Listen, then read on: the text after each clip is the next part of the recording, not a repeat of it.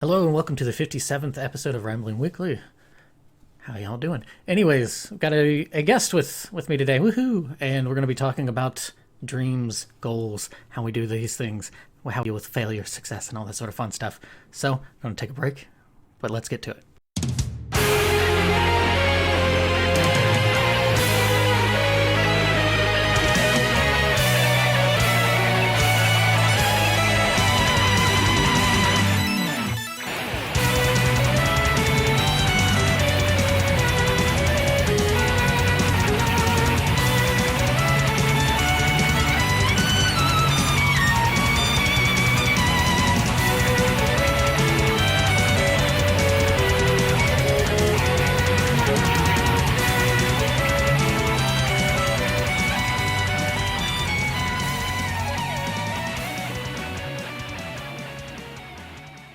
Welcome back. That tune there is Masquerade of Lies, the Soren Kiseki Zanmai version, which personally I really like. I like the song. I also really like the title. I think it's a neat title, but I am a dork who likes words. So, yeah. But with me is a guest. Hi, Todd. How you doing? I'm doing just fine. Yeah. What do you think of the tune there? Any? Personally, I'm Oh no. honestly really neutral about it. The song's really fast, basically for the entire playtime of it. Mm-hmm. And when it comes to music, at least for me, I usually like slower paced stuff with burst of speed paced throughout it, if that makes sense. Okay, like some time changes, but you kind of like it a little bit more, um, maybe not melodic, but just a little less aggressive. Yeah. Fair enough, fair enough. I mean, you made the point about it before we were recording. Got a lot of battle themes here. So, boss fight, bringing you on, getting, because I can't think of, like, you're the fifth guest I've had? Fifth or sixth? Because I sprinkle them in, but I don't do it, like, super, super frequently. So, I figured I'd amp it up for myself. Well, I hope I turn out to be a good guest for you. If not, I can blame myself, since I'm the one that suggested it. You could just kill me. Oh yeah, That'll be yeah, easier. yeah, sure, yeah. I'll debate that now that it's in recording and for posterity's sake. But yeah, would you like to introduce yourself there? Well, as my kind host has stated, my name's Todd. I like video games, music. I'm a big audiophile, and that's really all I have to say about myself in regards to this. Oh, I see how it is. No, you're good. The When it comes to music, then, so you say slower stuff, but like, what what kind of bands do you appreciate, or like genres of music, um, that are like, do you play an instrument or anything like that? I don't really play any instruments, but I used to back during high school, middle school, elementary school. Like the flutes. I tried out the piano a bit back in high school, Mm-hmm. but nothing really ever stuck for me. And when it comes to like bands and types of music I enjoy, that's really hard to pin down because what I like is just what I like, and that's pretty much all there is to it. But Okay. for bands that I frequent the most often, particularly, I'd have to say Starset and Project Vela are the two big ones. Solence is also pretty good. Hmm. And I know you have shared those bands with me, so I am aware of those now. So, as for the piano bits, I have a keyboard that I fiddle with every now and again. I go through spurts of it. I don't Yeah. necessarily. This is going to sound really stupid how I'm going to phrase this. I don't know how to play it, but I know how to try to make melodies on it. Because I don't know if I've shared this with you or really anybody. I think I mentioned it to another one of our coworkers. Um, but I'll I make like little, almost like Sega Genesis or regular Nintendo chip tune sort of stuff. Just just something I do. Yeah, I mean, that that, makes sense to me. right? Well, it's like I And like melody, right? So melody's a big thing for me. So, any good piece of music starts off kind of like that. and it's just stuff that I grew up with. Plus, like lyrics are really hard for me to hear. So, I have to be able to see what was written for the lyrics for me to be like, oh, okay, all right, because otherwise I won't hear it. The vocals tend to bleed in and almost turn into instruments on their own. Yeah, that makes sense. So, but yeah, I don't. Did you know that? I don't remember if I've mentioned that to you or not. No, you've never mentioned it to me, but now Okay. that you mentioned melodies in this way, I've got a few songs I can probably show you later on that you Okay. might like. All right. Yeah. Definitely. Hit me up on those, and I'll send some of my wonderful, in the most broad sense of the word, some of my some of my wonderful tunes. Um, let's see. What you said? You said the audio file. What was the other thing that you had mentioned there? I played the flute Played the back in flute. elementary school. Yeah. Yeah, I had to do Yeah. the recorder. We had to learn how to play the recorder when I was in third or fourth grade. For the flute, I was the only one in my class that ever made it that far. It was beyond the recorder, but I used to be able to read music sheets without having to write the little letters by it to tell me what to do. Oh, nice. That was so long ago, though. I can't do that anymore. Oh, that's it happens. Because of the programs that I use to make tunes, I I can't read music, but I can at least I can hear it, and it'd be like, oh, put something here. Oh, a little bit of pause. Put Oh, something here. this sounds nice. Why don't we do this? Pretty much, it is such a like I can only imagine the abject horror of somebody who knows music to be like, what are you doing? Yeah, I think one big part of music that people often overlook is that pacing is more important than you may think. Oh, you're right. Yeah, because I definitely remember when I was first started. Because I've been doing off and on. I'll put tunes together, and I was initially using Fama to replicate NES or like regular Nintendo sound chip. And at first, I was just throwing notes. I'm like, this sounds awful. Like, what is wrong with me? It's like, hold on. There, there are other notes other than like time out. So, oh goodness, I would say, yeah, that the flute, that there was something else. What did you mention before the audio file bit? Now my brain's skipping me. Video Video games. games. What sort of video games do you play? I play literally everything at least once. So especially in the past, the biggest games I used to play was with friends, co-op games like Risk of Rain 2, Mm. Warframe. Got a lot of hours in Stellaris as well, so I'm not really limited to one genre. I'll play anything that I can find fun in. Gotcha, gotcha. My biggest issue is that I game hop really often, though. Mm. And that means like I won't stick to one particular title for very long.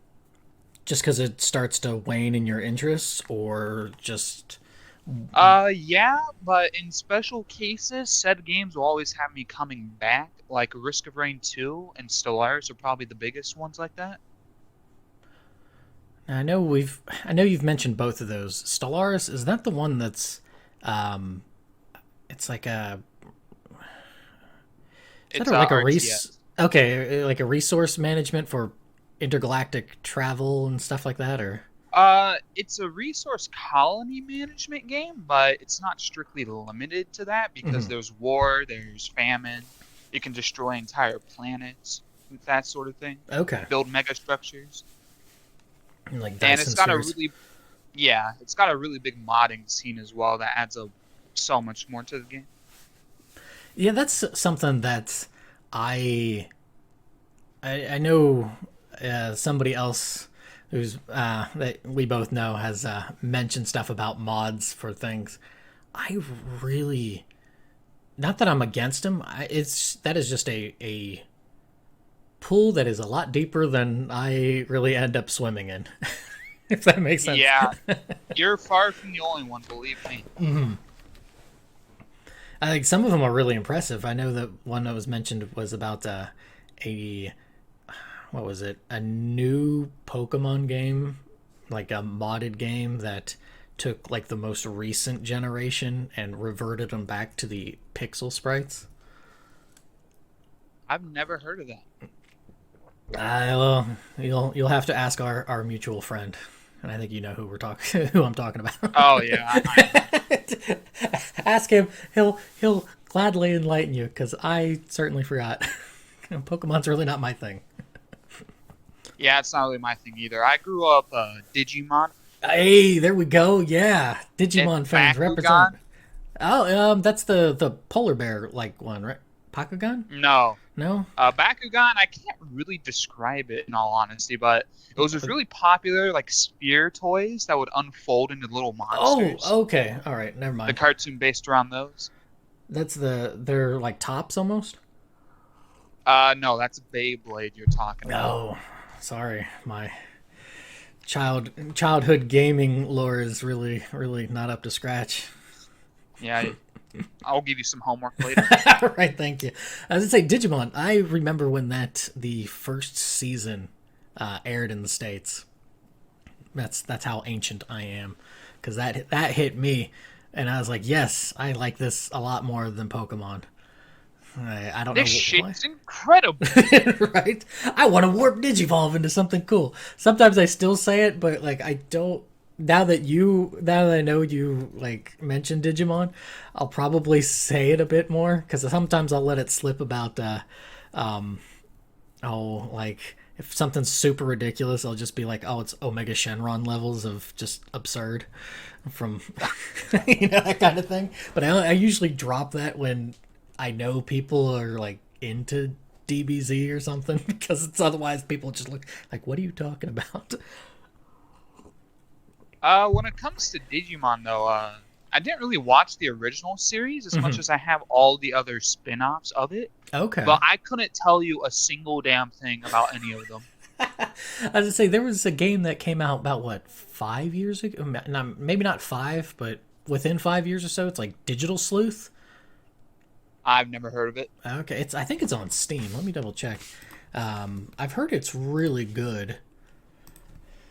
Let's see. Angelmon was my favorite back in the day, though. Okay, Angemon. Yeah, I always found it really comical how this fat little thing with wings turns into that thing. Just angelic, and I was wrong. It's Cyber Sleuth. Digimon Story Cyber Sleuth. Hmm. It is unfortunately $50, but it is available Oh on. my god. I know, right? It's just ridiculous. When did it come out? It came out 4 years ago. Incredible. Yep. And no discount yet. Well, I mean, being on Steam, I think it's probably had sales here and there. So, just if anything, wait for a sale, see if it comes out. I know that there's Yeah, a. but that's Uh-oh. like the same argument for Black Ops 1. That's still $60 or something like that. Oh, when did that come out? Is that the? That came out, I want to say almost 10 years ago. Oh Lord. I'll double check. I would say I didn't get too horribly into those. My youngest brother really enjoys them, but the only one I really played was Modern Warfare 2, like the original release of it, and that was after I came back from studying in Japan. I remember one game in particular, I had a 26 and 2 kill death ratio. And I was like, yeah. I guess it would be 13 and 1, but Okay, so Black Ops 1 is $40, but it came out 13 years ago. yeesh. Gotta love that. Yeah, I personally stopped playing the Call of Duties very frequently after Call of Duty Ghosts and Black Ops 2. Okay. Ghosts, unpopular opinion, but Ghost is my favorite Call of Duty. Why is it that like I'm not really into like I only literally Well, played Modern Warfare pretty much 2. every Call of Duty before Ghost had a zombies mode, Okay. and those were pretty much the only modes I really played with any sort of frequency. But Extinction was Call of Duty Ghost's spin on that concept, and it revolves around aliens taking over the planet. Oh no. Yeah, and it actually ends. The very last DLC for Extinction ends with humanity retreating to a space station in orbit on the last space shuttle. Because they And get dunked that's a so memory hard. that will always stay with me. Gracious. It was so cool. Huh. Just I mean, you gotta appreciate those impactful experiences in games. I know one that hits me still to this day. I have a book of it. Next time I see you, I'll bring it. But it is the memory sequences. You can't really read through it because the book's only available in Japanese. But it's the memory sequences of the game, or from the game Lost Odyssey. Mm, I don't know. Have you ever heard of it? I have not. It's from the. It's just all good. It came out in 2007 or 2008 for the 360, and it deals with a. The main character Kaim is an immortal, but he's lost his memory, and so there are certain things that, as you're playing, will trigger memory sequences, and the very first one brought me to tears. It is so just like powerful how like because in the book itself the Hironobu Sakaguchi, the guy who was the producer and ran everything for Final Fantasy, kind of directing it and everything. Final Yeah. Fantasy series up until I want to say Final Fantasy 10 or after 10, somewhere around there. He directed a professional writer to write out these sequences, and he told him convey 1,000 years of sorrow in these things. And by golly gee, there's a lot of sorrow in those stories. Like the first one deals with an innkeeper's daughter who's too sick to travel, and so Kaim, whenever he passes by this inn, will talk to her and tell her stories of all the beautiful things that he sees. But he's a mercenary that goes around, killing a whole bunch of people, but he never mentions that. He just says like, "Hey, just the beautiful flower that I saw, the sunset on the ocean, and the boat that I was riding." And then the last little bit of the story is about how she's dying, and just like, man, it's really powerful It stuff. made you feel a pain you will never feel again. Oh, I feel it all the time. I feel sad, not like depressed sad, but yeah, I'm just kind of like, oh man. But it's yeah, I don't know. I'm one of those weird ones who like sorrow is sorrow. Like you can be sad about something and it still highlights it the same way. I don't think the Yeah. depth really changes it too much, nor the context. It's still an emotion of sorrow. So not to be weird about it, but that's just how my brain categorizes things. I don't think it's weird at all. But yeah, that I'm trying to think of. As I say, have you had any games that have like just kind of hit you like that before, where you're like, oh my goodness? Probably Near Automata, Okay. if I had to be honest. I haven't really completed the game because there's three paths, and each time you complete the game, Hmm. you go through it again with a different character. Right. And you do that three times to get the true ending. But I've never done that, so I just looked it up. And while it didn't make me cry per se, Hmm. it definitely left its mark. I Okay. won't spoil it, mainly because I can't properly explain it in such detail. But if you ever look it up, you'll know what I mean.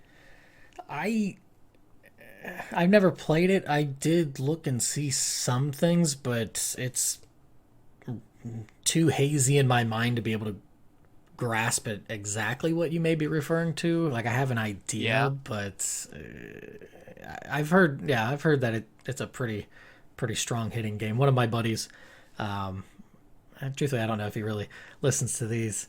Hi, Anzi, if you do, but yeah, he lives in the UK, and he's he really, if I remember right, he really swore up and down on this game. He also swore up and down on a few games that I've tried that I was like, those are really good choices. Like Suikoden, especially Suikoden 2.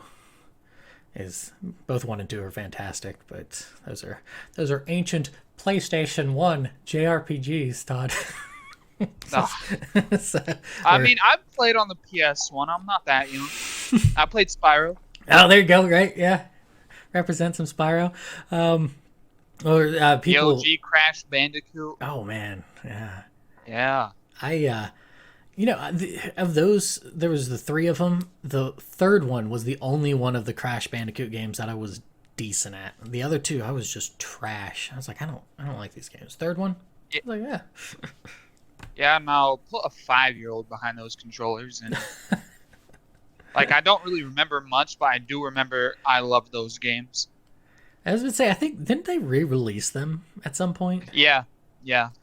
Both Spyro and Crash Bandicoot not too long ago. I think they're working on a Banjo-Kazooie rework as well. Yeah, I played very little of Spyro, and same goes for Banjo-Kazooie. I did not quite get into what do they call them, like collectathon games? Yeah, that's what they'd be called. Yeah, like nothing against them, but for whatever reason, like I really liked how Mario 64 did it. And I know that's basic, pleb tier opinion on I mean, no, I agree with you. Mario kind of did it in a way none of the others did. It's just I like that. I like that. Okay, you have this setting, and depending on which star you pick, it might tweak some things, but it's not necessarily full open, but it's also not necessarily entirely like so cloistered and choked to where it's like you can only get this 1 star.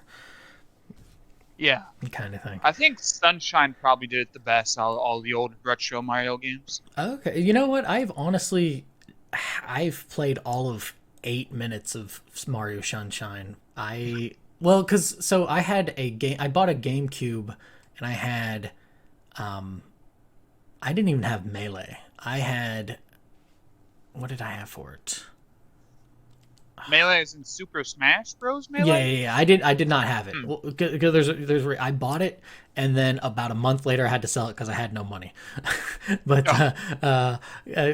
the one game that I ended up playing for it was Eternal Darkness. That's edgy. Hey, well, it's a fantastic psycho horror kind of game. It gets a little maybe dicey towards the end to call it fantastic, but it's trippy. Like, if people always, and I get it because it did it first with the Hideo Kojima Psycho Mantis, what I see that you like Castlevania and all that kind of weird stuff. Like, it would do the same thing. The game would try to trick you to turn it off. It would just kind of black out and all this sort of weird wonky stuff. It was pretty cool. Trippy. But to mention it, there's Suikoden. A lot of people call it like Suikoden. Yeah. I don't know if that rings any bells for you or anything. It does not. No. Okay. That's all. That's fine. I think it's being re-released. There's a couple games that are old, like PS1 games that just came out again. Legend of Dragoon, which is 90s anime JRPG to the teeth. Like, it's that sounds kind of fun, not gonna lie. Oh, it has, if I remember correctly, the battle system for it is kind of timed button presses in a way, so it's almost fighter-like, if I remember correctly. I could be wrong, but I could have swore it's been ages since I've played it. That kind of reminds me of an old game I used to play on Roblox, which sounds exactly like you just described it. Okay. As I say, do you like timed button presses in games and stuff? It varies wildly based on how they actually do it. Because God knows, there's too many games that implement it just for the sake of having it for artificial suspension kind of thing. Mm-hmm. But when it's done really well, it's really nice. Have you played like the Mario Luigi Superstar Saga games? No. Okay, all right, never mind. Because I was gonna say that's like it's baked into the system. Like you have to be able to jump or block and that sort of thing on it because it's like you have the attack phase or like your attack turn, and then on the defense turn you have to be either you like jump or block and stuff like that to evade damage. Mm. Those are fun. Now, see, that kind of thing I don't necessarily mind, Mm-hmm. but I probably would find it very tedious very fast. Okay, I'd say one of my best friends, uh, he's not too big on timed button presses when it comes to that, and it's funny to me because he is a complete monster at like rhythm games. He is stupidly good, like Ascension, you know, like just ridiculously good at rhythm games, and it's always impressive to see that he has been able to keep that level and still continue to get better. Some almost 20 years later, like it's wild to see. What, does he play like OSU or something? Pop in music, Mm. the nine button bits there, DDR. Dance Dance Oh Revolution? yeah, dude, I that's something I was really big into. I have a secret hidden dark corner of my heart that will never give up Eurobeat music because of DDR. Yeah, like I could slap in some just whatever and just oh man, just Eurobeat stupid 90s music. Uh, Speaking of Dance Dance Revolution, I remember the Heath Mall used to have one of those machines Oh, did they? back when I was a kid. Yeah, and I have memories of every time my sister came to visit, she'd always go there when we went to the mall. And buddy, was she awful, completely horrible. Oh no. There used to be a machine at the that uh or the oh what the heck is that place? There's the because so my one buddy actually used to live out in this area when we were going to college. Uh, we kind of teased him because he lived in Elfaria because it was like in the the quote unquote mountain forested part of the area where the really hoity toity Yeah. people, which is funny because he's so like down to earth kind of guy.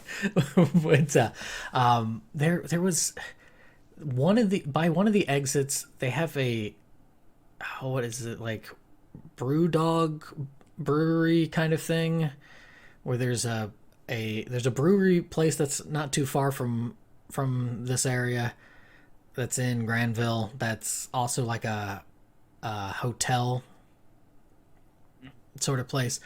I think it used to be there. There was a DDR machine and stuff there that we went to once or twice or something. I know he would go there all the time. That's where he would go and level up and get get his DDR fix. Get his dopamine. Oh yeah, get his dopamine fix. Like that would have been like 18, 19 years ago. See, I remember at the end of the Dance Dance Revolution craze, those people that were super freaky good at it, they Yeah. always had like these insane legs. Oh yeah. Just like visually, it's like, dude, holy crap. A professional bodybuilder couldn't get legs sculpted like those people. So you remarked about my forearms, right? So Yeah. my buddy who plays Poppin, he not like grotesquely like Final Fantasy VII PS1 forearms where it's like and then puny upper arms, but no, his forearms are just like ridiculously like buffed out from that. Yeah, I believe it. And yeah, it's oddly enough when because he has a machine and we like my brother and I went and visited him and I played on his the machine that machine of his and I had not played pop and music in like 10 years or something like that, but I was still able to pass, not like all of them or anything, but I was still able to pass higher level songs that I was passing when I was playing it 10 years beforehand. Yeah. And it's just like, my buddy's like, how are you doing that? Like, what? I'm like, I don't know. My brain was just squirreled this information away for absolutely no reason. It's just like, yeah, just keep this. You might need it. Like, no. Oh, wait, Got no. pulled out of the vault when needed most. Right. 10 years They later. made a statement. Right. I may never be as good as anybody else, but I don't think you'll be as good as if you took 10 years off as I am. Which is not true. Like, he could probably take 10 years off and squash people. But, yeah, so, okay, so you, that, like, how about just in general? Like, how are things going for you? In general, I'd say things are going pretty well. I'm taking one step forward at a time. All right, okay. That's, I mean, that's They all you may can... be small steps, but they're steps. Well, And that's all that matters. Exactly. It's as long as you're, if you're not moving forward, you're moving backwards. That's kind of my mentality on it. Like, Well, I think there exists a point between that where it's just pure and utter stagnation. mm, Like just content with what you have, so you just stop pushing for anything. mm. You're not necessarily moving backwards, though. So I have an actual experience of this, and did I tell you about after I hurt my foot in Japan? Did I tell you about that? Yeah. And then like just that. Okay, so but yeah, that contentness, that I like, that's death to me. Like I don't, I just, because just seeing that and not having any sort of goals or ambitions to do, even if I fail, at least I'm striving for something. Yeah. I just, that is not a life for me. Yeah, I agree with that, and I personally don't want to live like that either, but a lot of people do like living like that. A lot of That's people fair. exist just to work day in, day out, knowing that they contribute to at least something. And there's nothing wrong with that. No, there isn't. I certainly had to grapple with that for a while, to not be like, why aren't you doing more? But I know I can.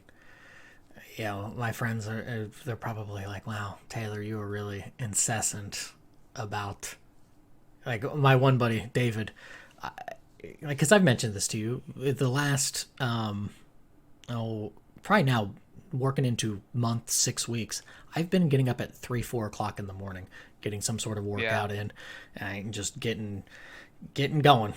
And he lives an hour behind, so I won't text him right away or anything like that, but I'll send him a message on something, to kind of, because he's somebody I like, I know I can poke to be like, hey, get going. And of course he can't do it all the time because he's got his own obligations and stuff, and I understand that, but it is, it's it's just something I do because I know, like, he'll tell me that he wants to get to this sort of thing, so it's really one of the only ways I can help try to foster that is, he's telling me that he wants to do these things. Well, it's not like I can do them for him, but I'm at least expressing to him that I care enough that I'm reaching out to you to say, hey, how's it going? Are you getting this done? And like this morning, he called me at like 5:30 or 6 o'clock in the morning,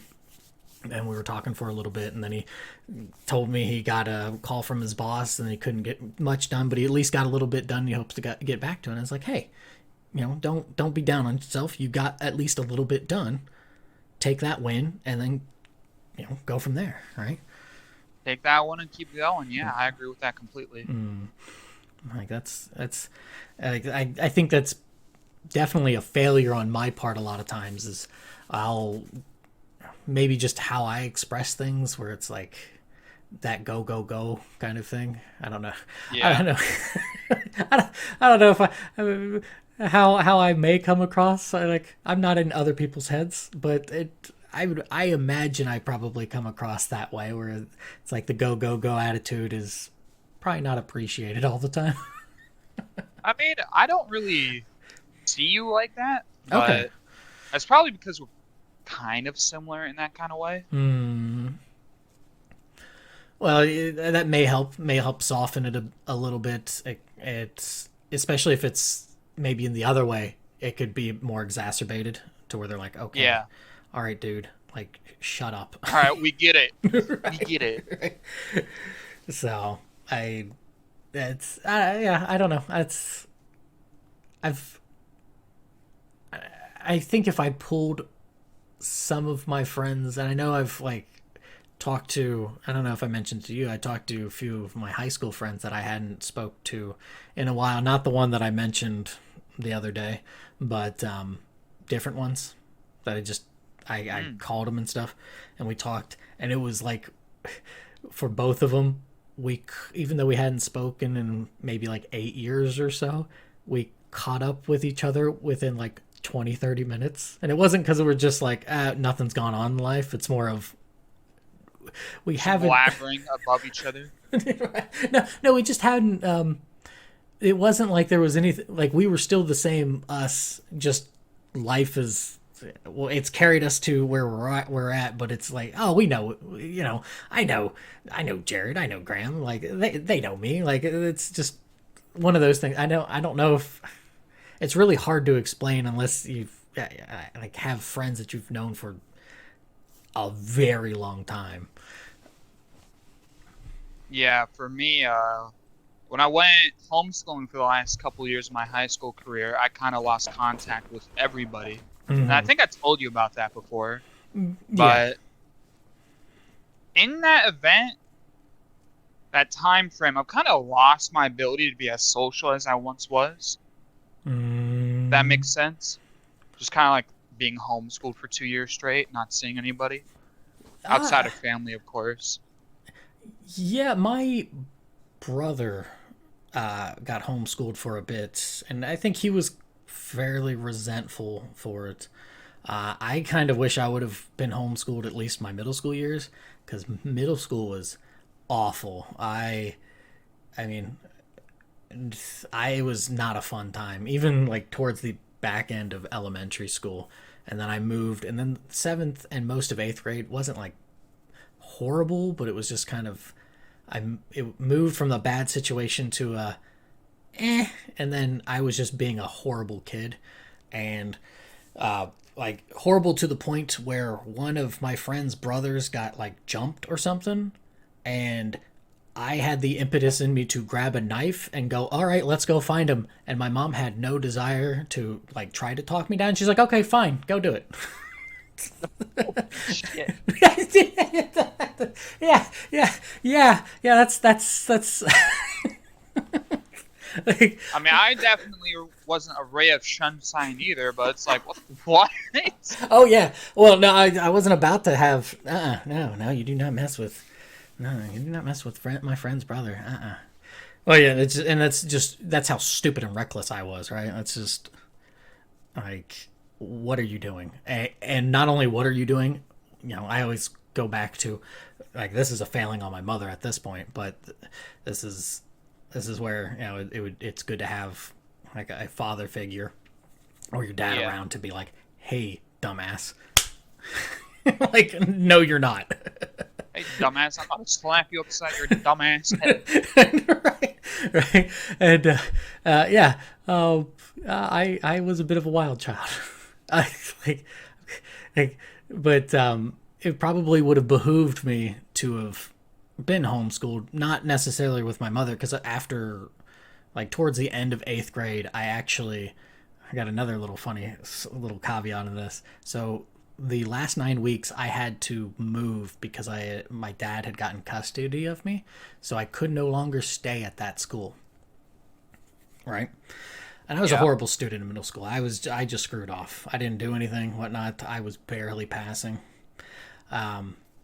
Stress is barely passing bit because the last day I was there, I had to go around to get the grades for the third 9 weeks, to then have that transferred over to the school I was going to. And I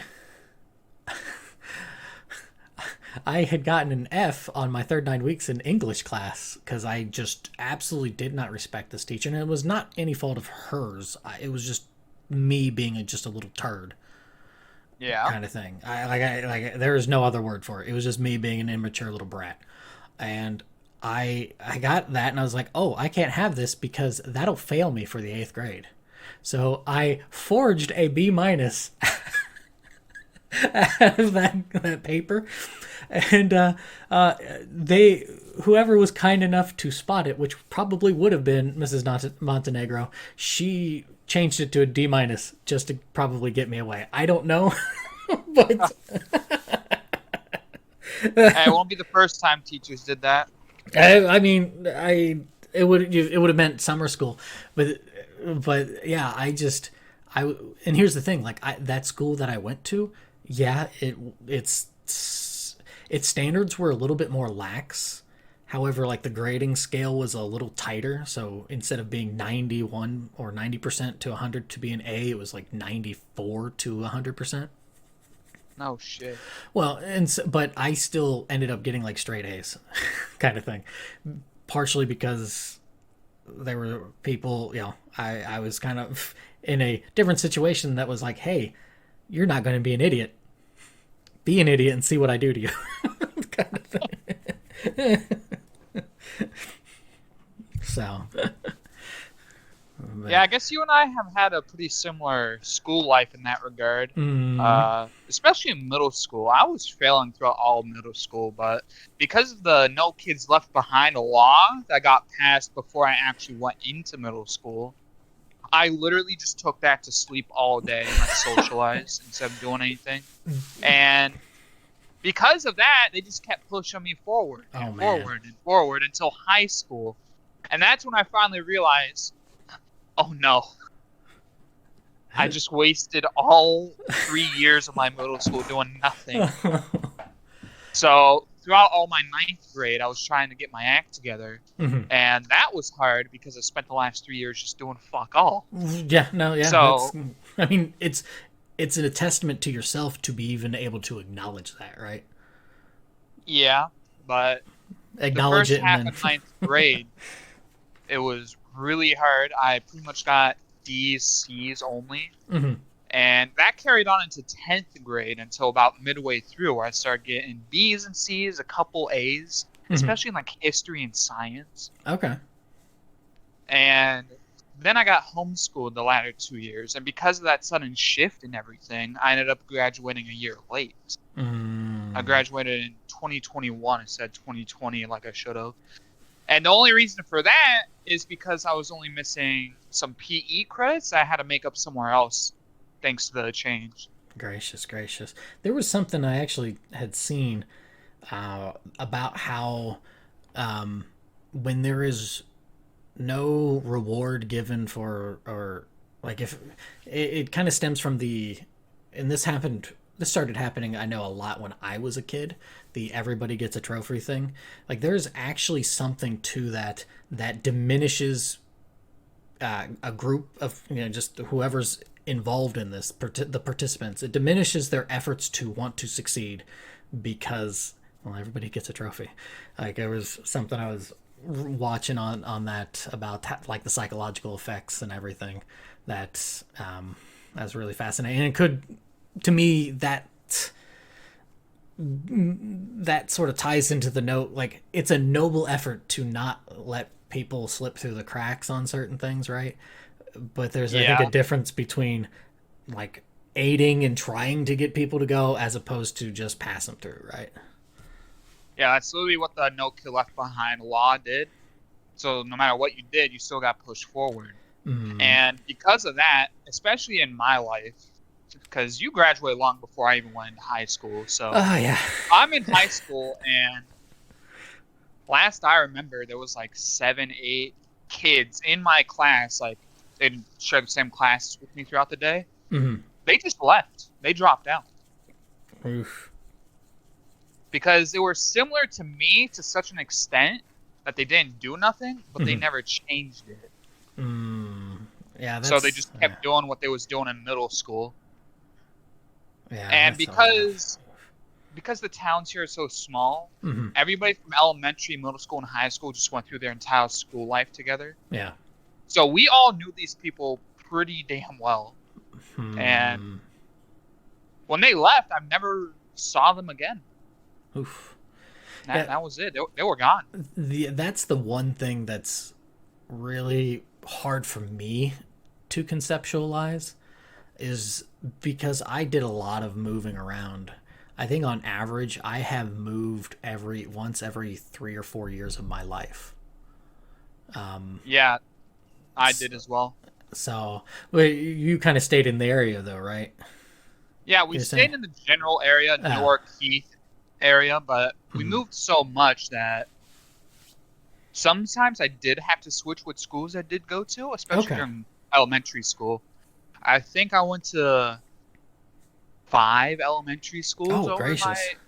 Yeah, I can recall a few of them. Carson, uh, Benjamin, the one out here in Heath, but I forget the name of the other two. But Oh, yeah, that's a I lot. bounced around a lot during elementary school.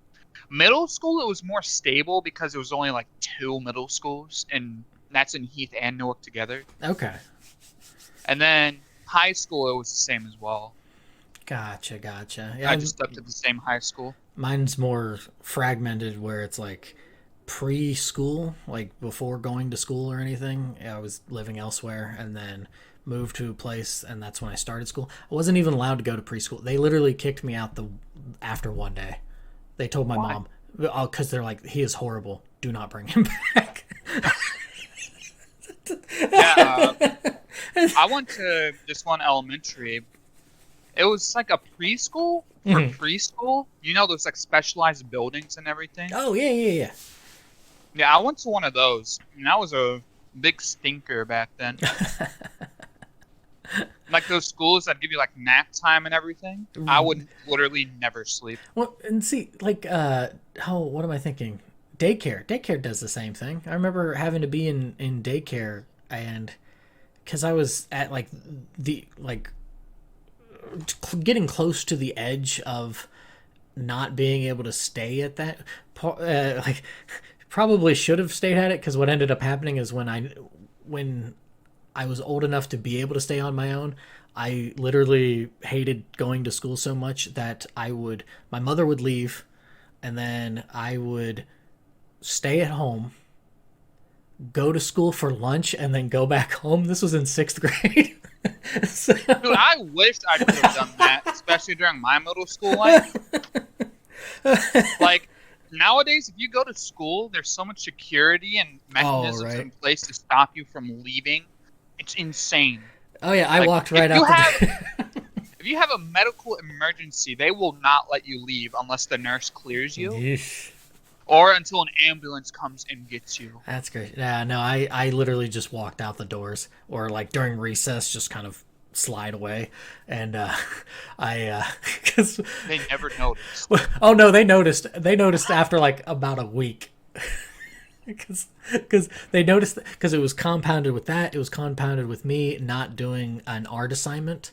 Uh, Mm. I I did not want to do an art assignment, and this art teacher, bless her soul, she was she wasn't like strict, maybe a little strict, but not like demonic evil sort of thing. She was just kind of she was doing her job. She wanted us to have to do interviews with people whose profession dealt with art, and at the time my father was doing landscaping, and so I was like, oh, I'll just do my dad's, I'll ask him questions and stuff like that. And I never did it, so she was giving me lunch detentions that I would refuse to go to, and then she found out where I was, and she cornered me on it, and then I basically started crying and lied and said my dad died in a car wreck. Oh, And they believed it all of about 48 hours until they got a hold of my mother, who was like, what are you talking about? He's with his dad right now. And so, yeah, and then we got, I had a bunch of in-school suspensions I had to serve because of that wonderful bit of time. See, I never really understood the strictness of schools in that way. If like in school suspensions, lunch detention and shit, it's like I didn't even want to go here to begin with. Why the fuck are you doing this? If I could have had a choice, I just would not come here. But looking back on it, I was really dumb in saying that. But I still agree with that overall philosophy that all schools nowadays have, where it's like the teacher is your parent while you are at school. And it's like, excuse me? If my dad knew half the shit he's teaching us, he'd probably come shoot this place. Oh no. Oh no. Oh, Yeah. oh boy. You do not want to claim yourself to be my authority figure, but believe me. Yeah, it's a really weird area to get into. Like in one hand, Yeah. like I get where it's like, hey, because I'm the adult, you need to listen to me on this. This is what bothers me with a lot of the breakdown in hierarchical relationships, like with teacher to student. There should be this teacher to student thing. Don't try to be their friend per se, but not doesn't mean you can't be friendly with them, but you also need to be stern with them. But also, they're not the gospel truth of whatever kind of thing. Where like it's the same. It's just a bizarre. It's a bizarre thing. Like I don't get it. Yeah, it's all gotten especially bad in like the last 4 or 5 years. Okay. Especially in like big population areas like New York and the West Coast, like Colorado and stuff. Or not Colorado, California. My bad. This is Colorado, a little far from the ocean there. Little couple. You hear couple about it states. most from those places, along with Florida, where like teachers are getting really pushy with what they're doing to kids, like making them wear dresses and stuff like that. It's wild, and they get away with it too.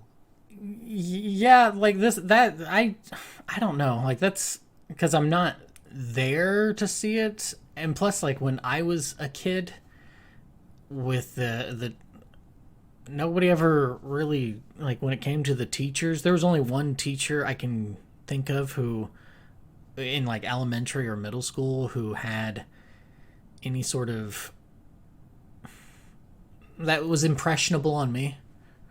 I take it back. There was two. One to a lesser degree, only because it was more of what she suggested for me to like read and stuff, and then the other was more because he was always on my tail about like straightening up and stuff. But beyond that, they didn't really do.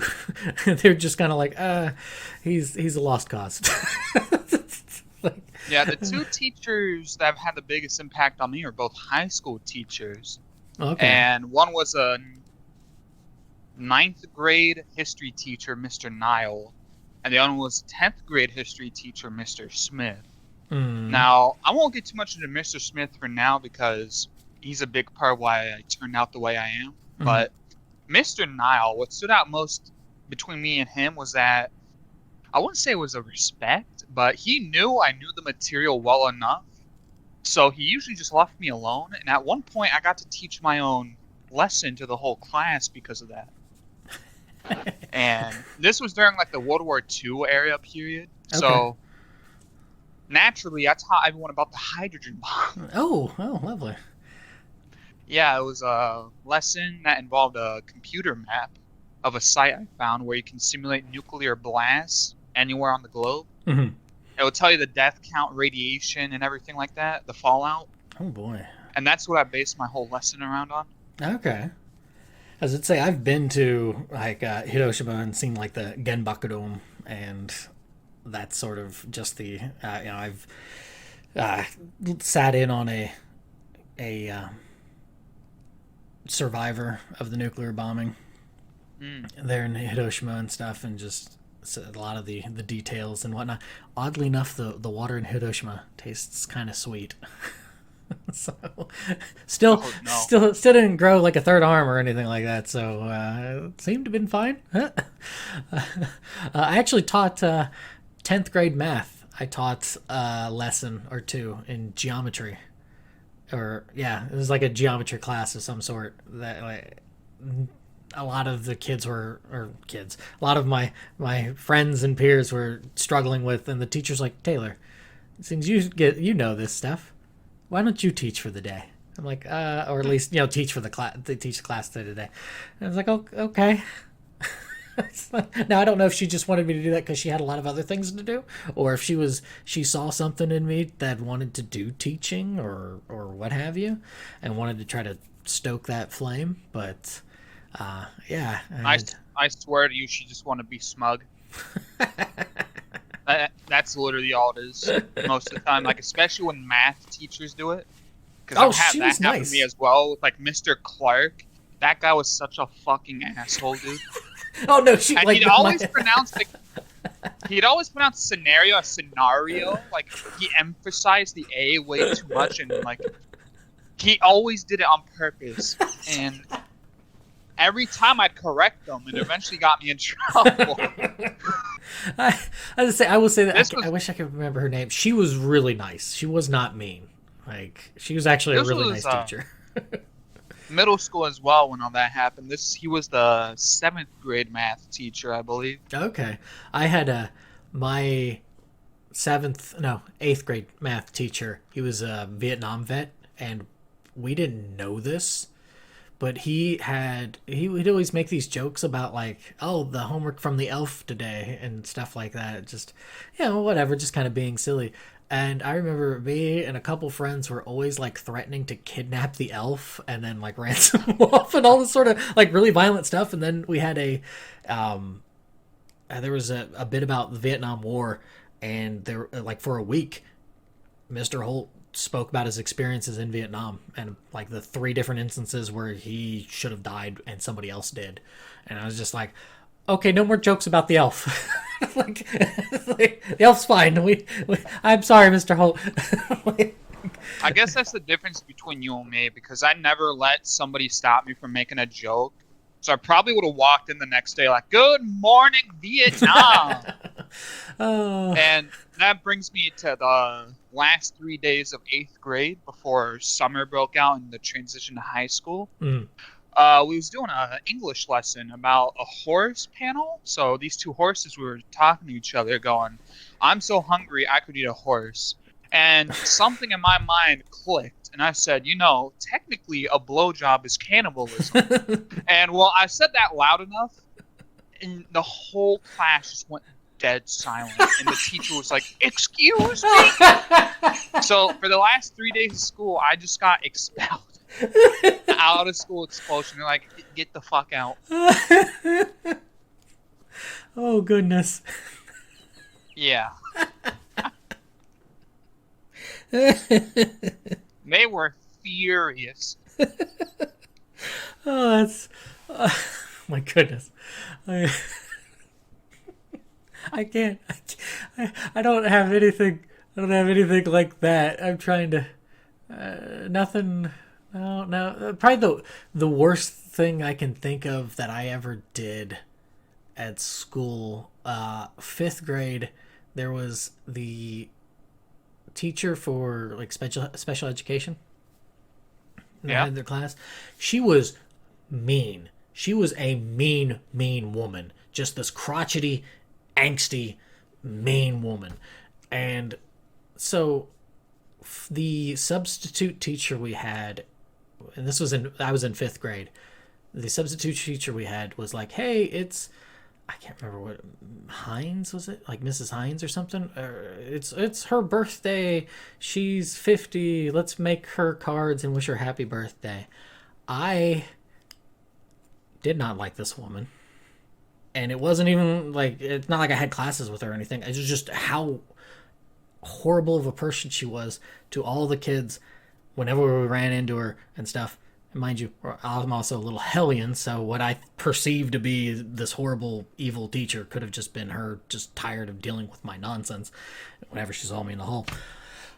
I drew a hill for this card, and then on the inside of it, I drew a hill, and I said, on the front of it, I was like, now that you're over the hill, and then on the inside it opened up and it was a gravestone. And I was like, why don't you just die? Holy shit! I did that in 5th grade, and I didn't get expelled or anything for it because the teacher, naturally, rightfully, totally, appropriately, appalled as she was about it, was like, no, took it, and then like, I don't, I just, she didn't like send me to the office or anything, but She the, never saw you the same. well, she was the substitute teacher, and then so that happened, and I'm kind of like freaking out. I'm like, oh, I'm going to be in real big trouble. So when we had, I think it was at the end of the day when everybody left, I just stole the card out, ripped it up and everything, and threw it away. It's like, okay, we're gonna no evidence of this. Like, oh yeah, I was such a wayward, horrible little child. And part of that is a reflection, not only just from that's like me striking out because I was picked on. Like I can't blame it strictly on being picked on, but that was how I reacted to being picked on all the time as a little kid for my ear and everything. Was I just turned into this just little aggressive porcupine, and I was just kind of like, don't get near me, don't touch me. Like if you touch me, that's your fault because you're gonna get pricked. And like that was just how I until I grew up a little bit, and it took a long time, but like sometimes those echoes of edginess still come out. The man you once was tries to break free. Great. So, but yeah, I think on that wonderful note, now that everybody has heard all of this Taylor Lord and Todd Lord dump, they're probably going, "Wow, that's not who I'm." I guarantee you. Yeah, surprise. Sometimes a little turd can be polished into a slightly more shinier turd. Let's take a break, and then we're going to get into the topic proper. All right.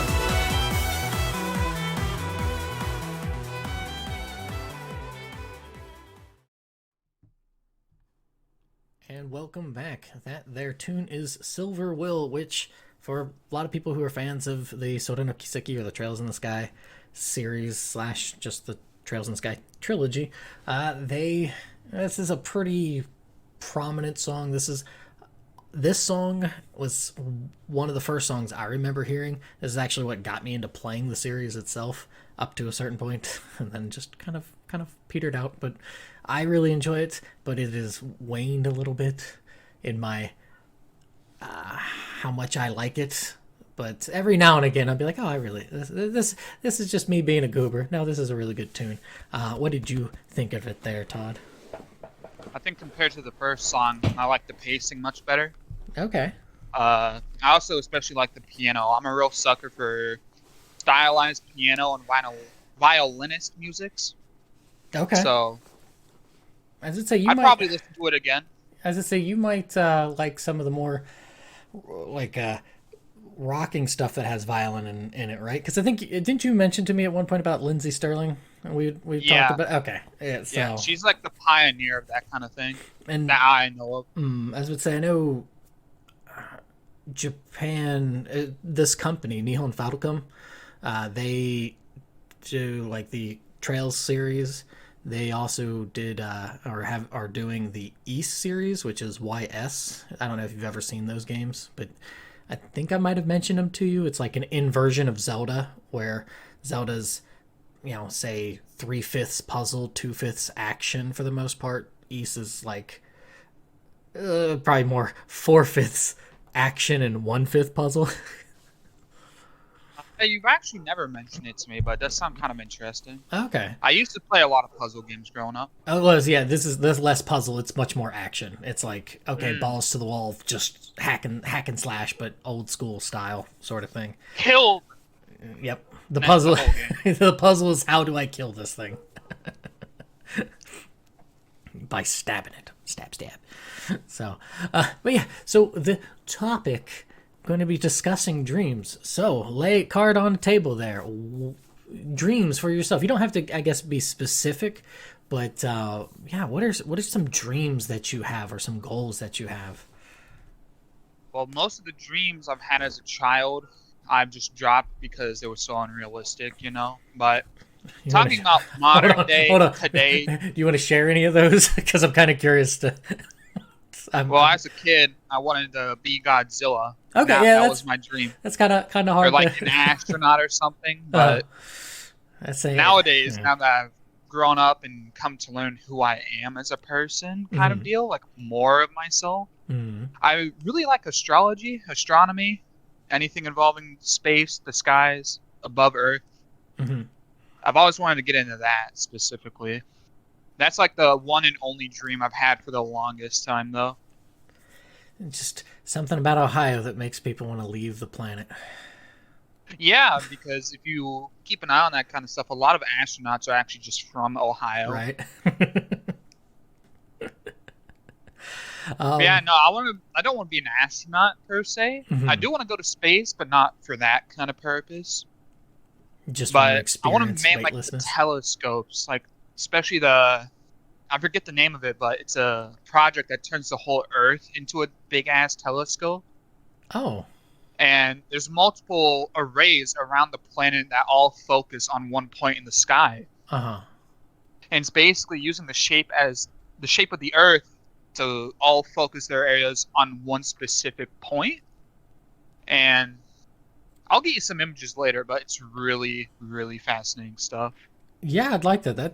I'm not aware of that. Like I used to have a telescope as a kid. I love space, and it always fascinated me when I could see like the wisps of the Milky Way galaxy and just think back, before all the light pollution that we now have and everything about how much more prominent and this is like to me like I think that this is where you get certain things like in Nordic mythology of like Yggdrasil and the life tree and all Yeah. that. Like I'm like that's got to be where it's coming from. Like that's me postulating that, and there's probably something all about that. But Well, yeah, something you probably didn't know, but Hubble and James Webb and basically any NASA grade telescope in general, mm-hmm. when they peer back into space, and in very specific cases, when they peer back just to see time itself, Right, they'll actually use pockets of gas and gravitational anomalies, like from around big stars, to actually focus their zoom even further. further back in time. Yep, I was aware of that. Yes, that's Yeah. to go even further beyond. Ah! Yeah, it is some wild stuff. Like I always had odd nightmares as a kid of being on like some sort of like sleek spaceship. I Mm. think 1950s, but not bulky, but just like or not 50s, like that's like that chrome sort of look of a spaceship of the like the 50s sort of thing where everything's chrome and whatnot. Where but it's sleek like the What is that? How familiar are you with X-Men? Not very, but I Mm. know enough. Well, I think it's based off. Do you know what the SR-71 is? Oh yeah. Okay, so think something like that, but just even sleeker. And I always would have nightmares that I was on this thing, not like in it, but on it in space, and then getting like flung off of it, and then sucked up into like like into the gravitational pull of like Jupiter or something, and just blinked out of existence. It was some of the weirdest things as a kid. Going back to the Earth telescope, though, it's actually called the Event Horizon Telescope, and it's what Huh. was used to get the first images of a black hole. Okay. Keep that. I'm writing that down now. Neato. But there's also way more crazy things than you may know, especially, have you ever heard of a star within a star? No, I'm not familiar with the that one there. I know of Dream Within a Well, Dream.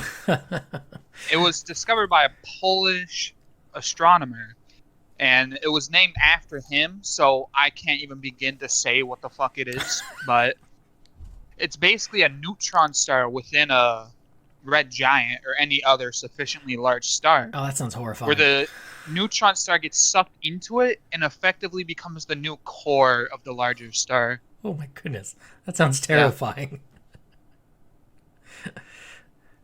I know of like quasars. The quasars are pretty fascinating to me.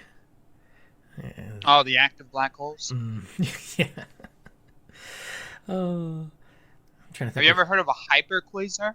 Are those just more quasar? Like, if that makes any sense, they're just faster at their. To an extent, Okay. yes, but there's this thing called the Death Star galaxy, and the quasar at the center of that galaxy is so huge that the beams coming out of it are bigger than the galaxy itself in length. Oh, so it's like a giant rave that's going on over there.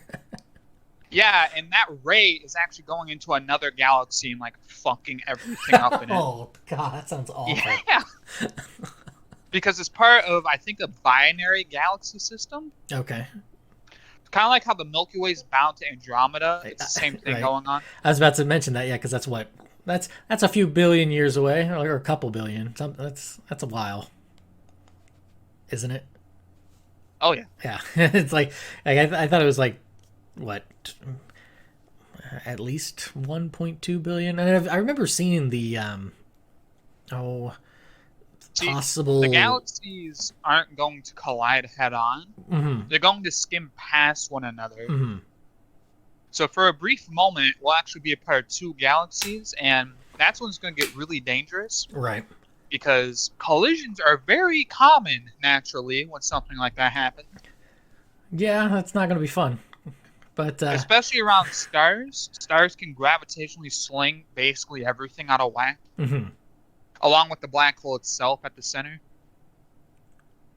Yeah, that's. The two galaxies will initiate pretty much a pseudo dance, and that's going to throw off a lot of material before the merge is finalized. Mm,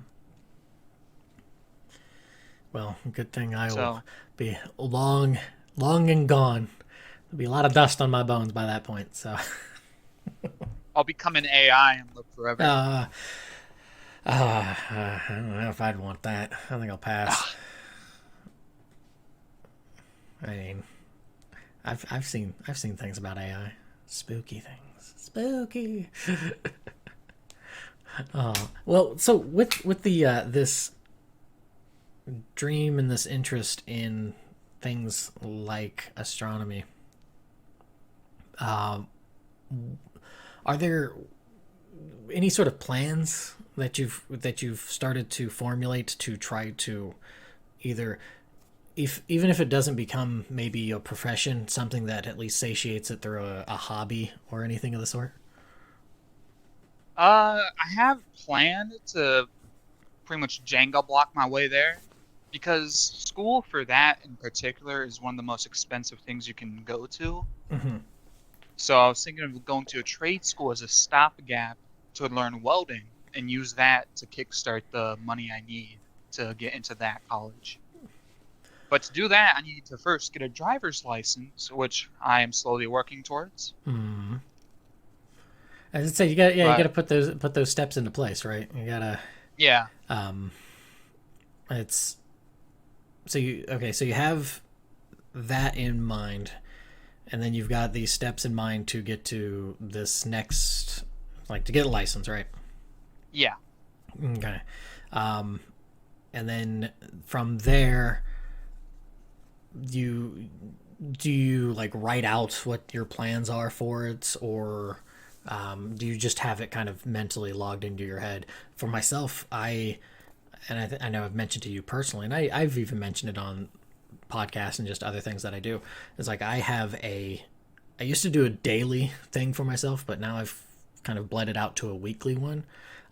I might go back to daily. I keep on saying that. It just there's something about the weekly one that's just loose enough that I'm like, if I've got maybe just enough discipline, but if I'm saying that, I probably don't to keep to it. But like, do you have anything like that? Because I know I have on my mirror in my bathroom, I have just different things that I write to myself. I actually have something at work underneath my photo that is something that I have from that I have in the bathroom as well. Is that be who you intend to be, not who you're comfortable becoming. I actually have that written yeah. underneath my picture. I don't think anybody's seen that or figured it out. There's a little bit of writing that kind of peeks out, but I guess when it comes to that sort of thing, I don't really write anything down. I mm, keep it in my head, but I also share it a lot amongst my friends. And my friends are the ones that actually push me into going this way, like keeping up at it. So in a way, I guess you could say they're like quote unquote my journals, but mm. no, me and my friend group we always push each other like that. So I've never found a need to write it down and like self motivate. Okay, well, the I guess the motivation thing. Um, I guess they're just reminders for myself because most of the time I don't really I don't get that sort of I've grown up very very self-reliant and very like for lack of a better way to put it like lone wolfish, which Yeah, I know can give off the wrong kind of vibes, but um particularly with the self-reliance more than anything is people generally are like, oh, Taylor knows what he's doing. So I don't really get those checkups a lot of the time. I just kind of get, oh, hey, how's it going? Or something like that. you So I guess, what? do what? Said, well, it was a joke. I didn't Saying hear you it. was live. Oh, Oh, yeah, people who ask if you're alive still, and that's about it. yeah. No, no. Well, it's just because I think it's because they trust and know me as. That's why I always like reach out to other people and kind of prod and stuff, as annoying as that may be, because I feel like that should be more of a thing that people do, for better and for worse. Some people be like, "Ah, mind your own business." It's okay. Okay. So I guess I just write those for it's like one is motivation, but there's like a big difference between motivation and drive, right? Like Yeah, motivation you're pulling from an outside resource, drive you're just doing it. So it's more of just I guess to make sure I step away with how like stubborn and headstrong I can be on something, to be like, hey, am I doing the things that I want? Am I doing the things that I should be doing to get to where I want to be, as opposed to I'm doing this because this is what I'm doing, if that makes sense. yeah. There's this saying. I can't quite remember it, but the gist of it is that what you do in your life, you should do to make your past self proud of you. So, Mm-hmm. like, say you had these goals as a kid. Mm-hmm. What you're doing now, would that make your past self as a kid proud of you? Would they be happy to become that, you know? Mm-hmm. Well, and that's the thing referenced before about Japan, where I tore ligaments in my ankle and then seeing that shooting star and didn't have any dreams, and I had that contentedness.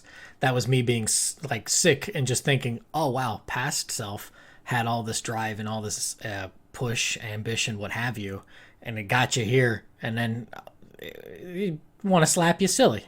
Like, what are you doing? Like, where are your other dreams? Where are your other goals? What are you doing? So, Yeah, I think a lot of people in that regard kind of forget, mm-hmm, as they get older, they forget where they came from, if that makes sense. mm-hmm. And in forgetting that, they just, I wouldn't say devolve, but they just become like these kind of husks of themselves, just going day in, day out, doing the same thing every day. They're not hungry. Need that Yeah, hunger. exactly. Like, if you want anything in life, you've got to really want it, Mm-hmm. and you've got to be prepared to bleed for it, quite literally in a lot of cases. Yeah, that is you know, I've had him on before, and a really good, you know, one of my best buds as well, David. He we've talked about this a lot of times, just kind of in general. He we were talking about a month ago about this, and I he was like, I think I'm no, I'm not saying it verbatim, but he's like, I think I finally get what you were going for.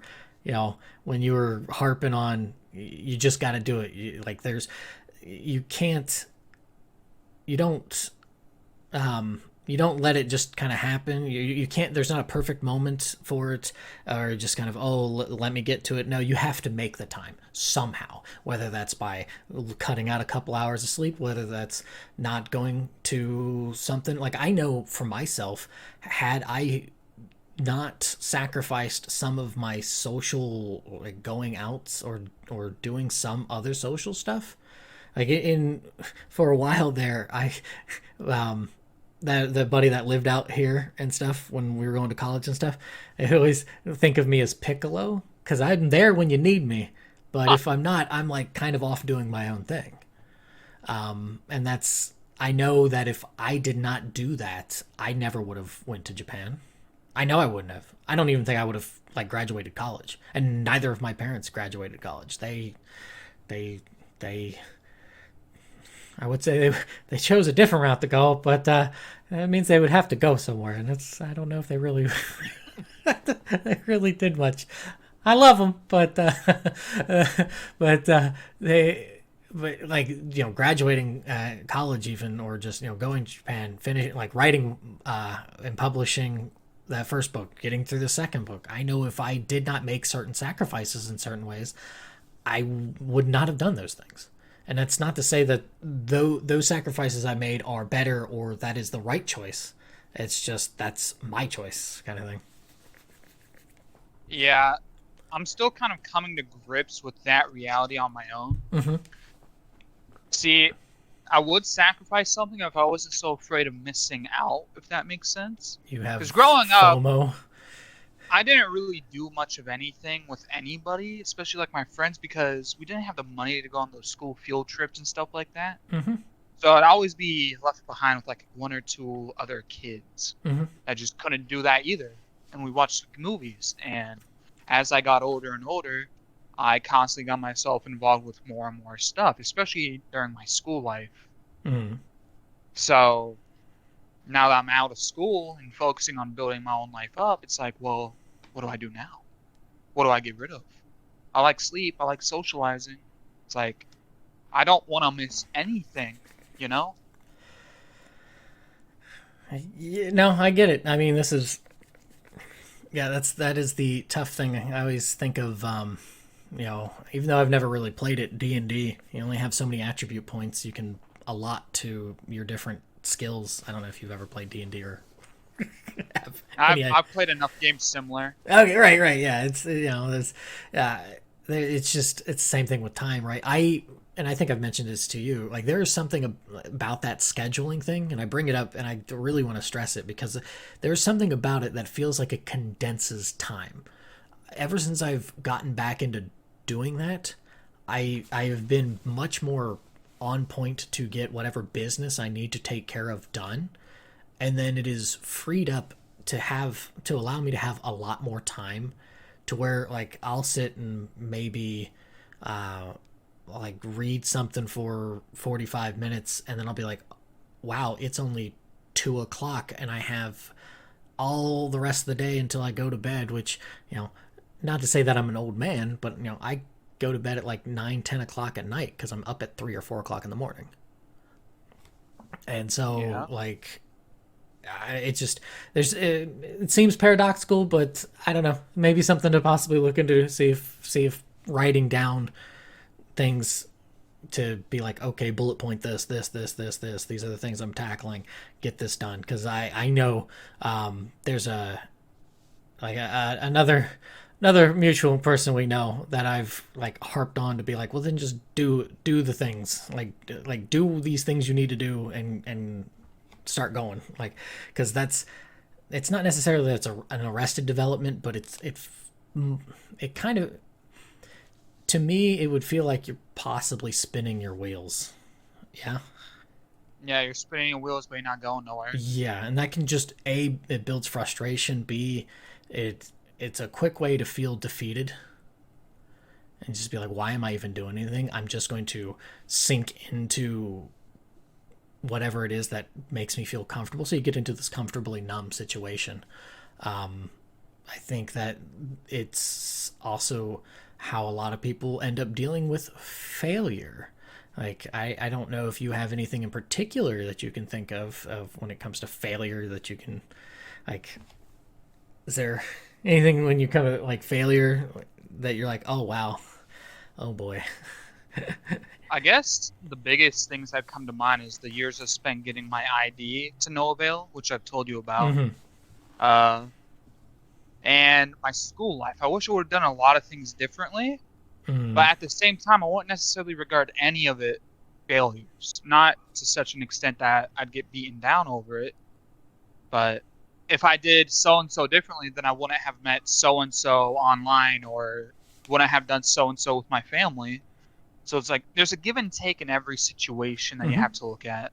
You may have failed, quote unquote failed, but what came out of that failure is what people often don't look at. And that's what leads to them getting bogged down a lot. Yeah, that's a good point, like that. And failure doesn't mean you just stop doing it. It just means you didn't succeed that instance. It doesn't, like, that doesn't preclude you from being able to do it again. It just, Yeah, the are you familiar with the Robert Frost poem of the path less traveled? I think I've told you before, but like I'm not a poem guy. I know like nothing about them. You're good. You're good. I'll bring it up real quick because it is one of these poems that the road not taken, I guess, is the proper title for it. It is a it's only 4 stanzas. It's not very long. I'll link it to you, and I'll also read it so that the audience can be familiar with it. But so, two roads diverged in a yellow wood, and sorry I could not travel both. And be one traveler, long I stood, and looked down one as far as I could, to where it bent in the undergrowth. Then took the other as just as fair, and having perhaps the better claim, because it was grassy and wanted wear, though as for the passing there, had worn them really about the same. And both that morning equally lay, in leaves no step had trodden black. Oh, I kept the first for another day, yet knowing how way leads on to way, I doubted if I should ever come back. I shall be telling this with a sigh, somewhere ages and ages hence, 2 roads diverged in a wood, and I took the one less traveled by, and that has made all the difference. So this poem a lot of times gets attributed to, oh, take the road. I mean, we have that phrase, the path not taken, or the road less traveled and stuff. It gets misattributed to that idea of, oh, well, you got to take the path less traveled sort of thing. And it's not exactly what that poem's about. The poem's about, you have these 2 choices, or at least, you have the choices of which road you go down. And, oh, I pick this way because I'm, but then I'm longing for this other path. But then it's like, well, this is the path I've chosen. I can't really, I can't really, Yeah. right. You can't change it. And it's like, I can't lament that fact. It's like, this is the path I've taken. And and of course even down the road, and it's just be like, oh man, if I could only have done that. So you mentioning that really reflected into that poem, and I thought it was really nice. Ugh. Yeah, I So think it's just a stance a lot of people get hung up on hmm and eventually fall down over. Like, I'm a firm believer, don't live a life with regrets. hmm Do what has to be done, do what you want to do, be yourself, don't let nobody change that. And you'll find that every time you do fall down, you'll be able to get back up, if that makes mm. sense. You need to focus on you and yourself, and don't let nobody get between that. The rugged individualistic attitude of that is something like I personally am like all gung ho for, but I see how this like that can be turned darkly, right? Of Yeah, like there's have you ever heard of the paradox of hedonism? I have. Okay, so like just like that, right? There's the act of being yourself, but then it's also like what is yourself, right? Uh, is it are you the are you the person who wants to be what you aspire to be, or are you this is like what you are in the moment is what you are, and even as you go for these aspirations it is just this, not that. Like I know I have a bad habit of being very optimistic in people to see the potentiality of something, even if it is a very small spark or ember, to be like, hey, if you focus on this could turn into like a raging inferno, which rightly or wrongly that's just I guess that's because that's how I look for myself, right? Is just Yeah. how horrible and just downtrodden my childhood was. Like I needed to find that spark within, and then just not, not like an oak tree planted in a little tiny pot, but to plant it out in the woods and then foster what it needed to be fostered to let it grow, sort of thing. Um, See, when you bring that up, mhm. I think it's important for everyone to take a step back and think what makes you yourself. If it's what you are in the moment or what you will be in 10 years, I don't think it really matters as long as it makes you happy in the end. As long as you Mm. don't go like doing crimes against humanity or something. But Well, and that's I guess like the concern, like for there's just to. always Mm. no, go ahead. No, you're good. Go. Well, there's always the path less traveled and the path most traveled, but Mm-hmm. I like to think there's a third option where you just make your own path. Mm. Everyone's life is different. Nobody has the exact same life. So to follow any path that anybody else has walked before just doesn't make sense to me. Like Okay. it's okay to take inspiration. Mm-hmm. It's okay to like take tips, but you need to utilize them in your own way to move forward.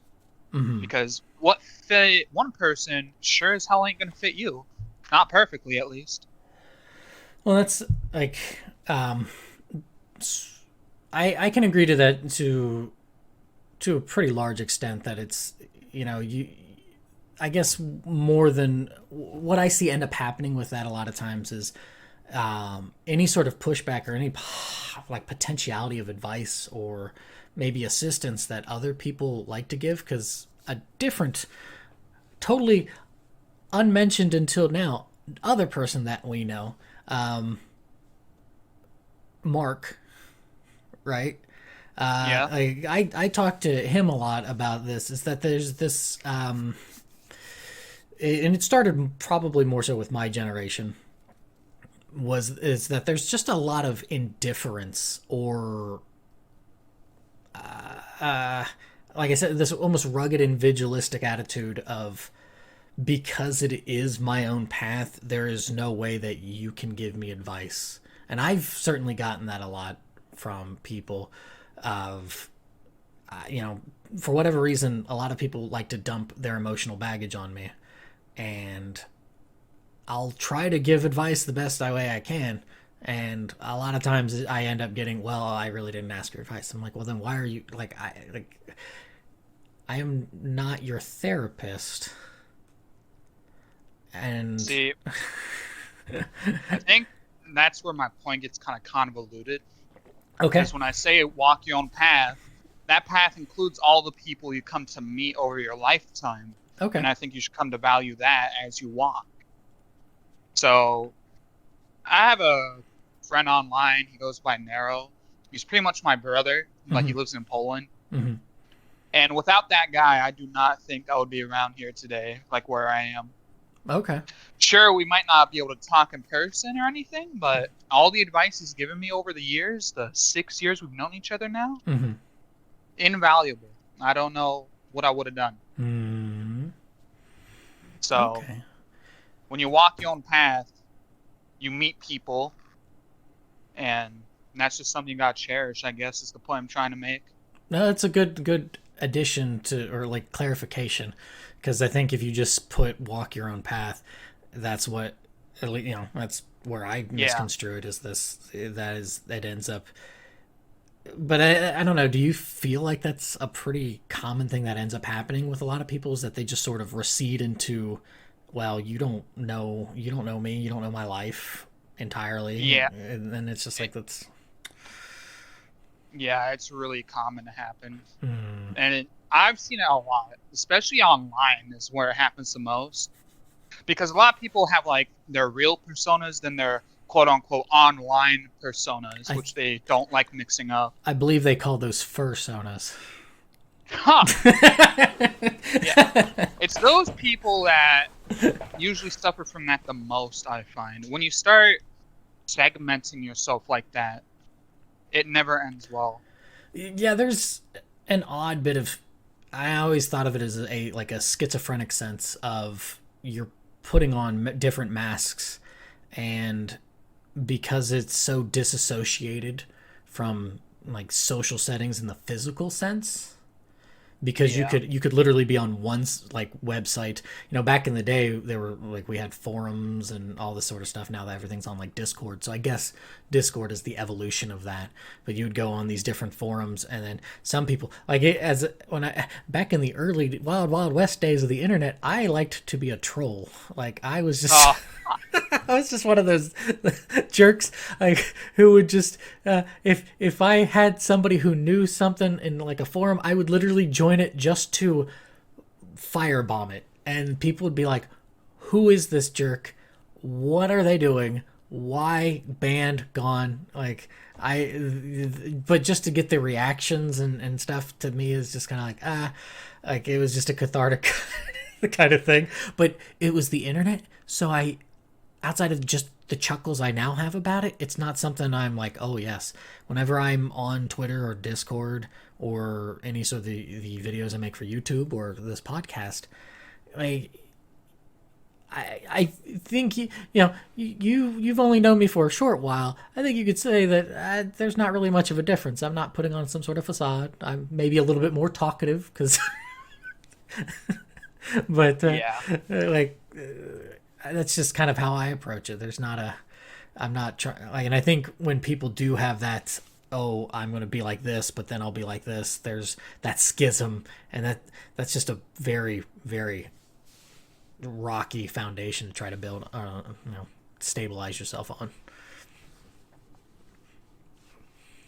Yeah, I agree with that. Mm-hmm. I just lost my train of thought completely. Oh no, that's all Uh, right.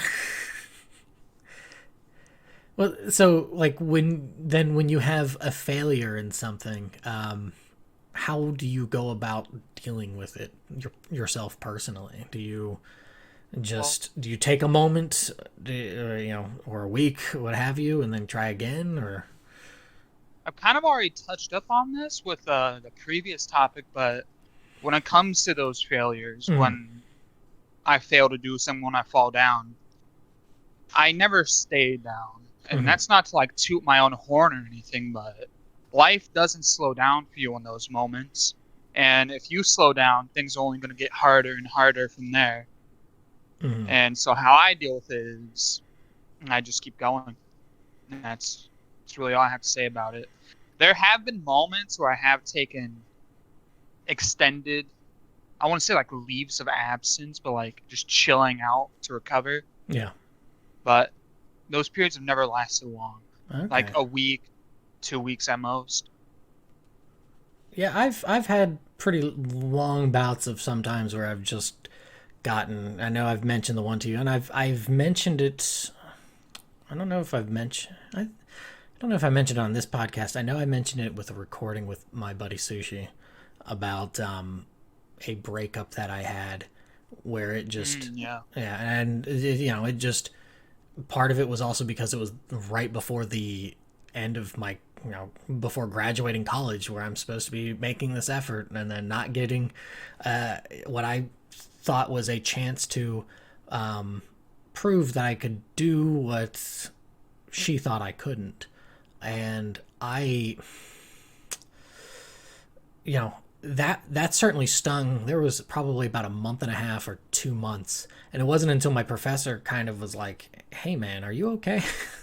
Like, are you like you seem like to be exhibiting signs of reverse culture shock that has not gone away.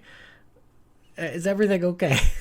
So, and everything wasn't necessarily okay, but it was just like it's the passivity of being fatalistic of like, oh, this is it. These are my cards. This is, I don't get to, like, I just have to, I only can play the cards I can because that's what life forces me to play. And it's like, no, these are the hand, this is the hand I may be dealt, but I'm going to play it how I want to play it, or I might play it like, or we're going to play a different game. Like, I don't, I, from that moment on, with some bumps in the road, it's not like, Yeah. we're all human after all. From that moment on, it's been this kind of, I'm not simply going to take what life gives me, and I don't mean that in some sort of like aggressive sort of thing where it's like I'm gonna take life by the throat and make it, give me everything I wanted. It's more like I'm going to maybe Like when the life gives you lemons type deal. kind. I guess my attitude is if it gives me lemons, I'll go trade them for something else. Mm. You know, that kind of thing. I guess that would probably be the best way I can think of it. I'm not just going to be making lemonade. I mean that isn't a bad mentality to have, but I think I'm also an obstinate, stubborn dork at times, and I like to just try to be like, nah, no, no, no, no, no, no, no, no, no. I'm gonna, I'm gonna try to get out of this. Come hell or high water. Yeah, I know what you mean. Um, Uh, I've had moments kind of okay. like that, but I don't really want to get into them, if you know what I mean. No, that's totally fine. I mean, But I can say pretty safely that I relate to that. okay. The Yeah, I'm trying to think if there was any other really big ones. I know when I was writing that first book I published, uh, that I got a lot of questions about if I was okay because of how dark it spun.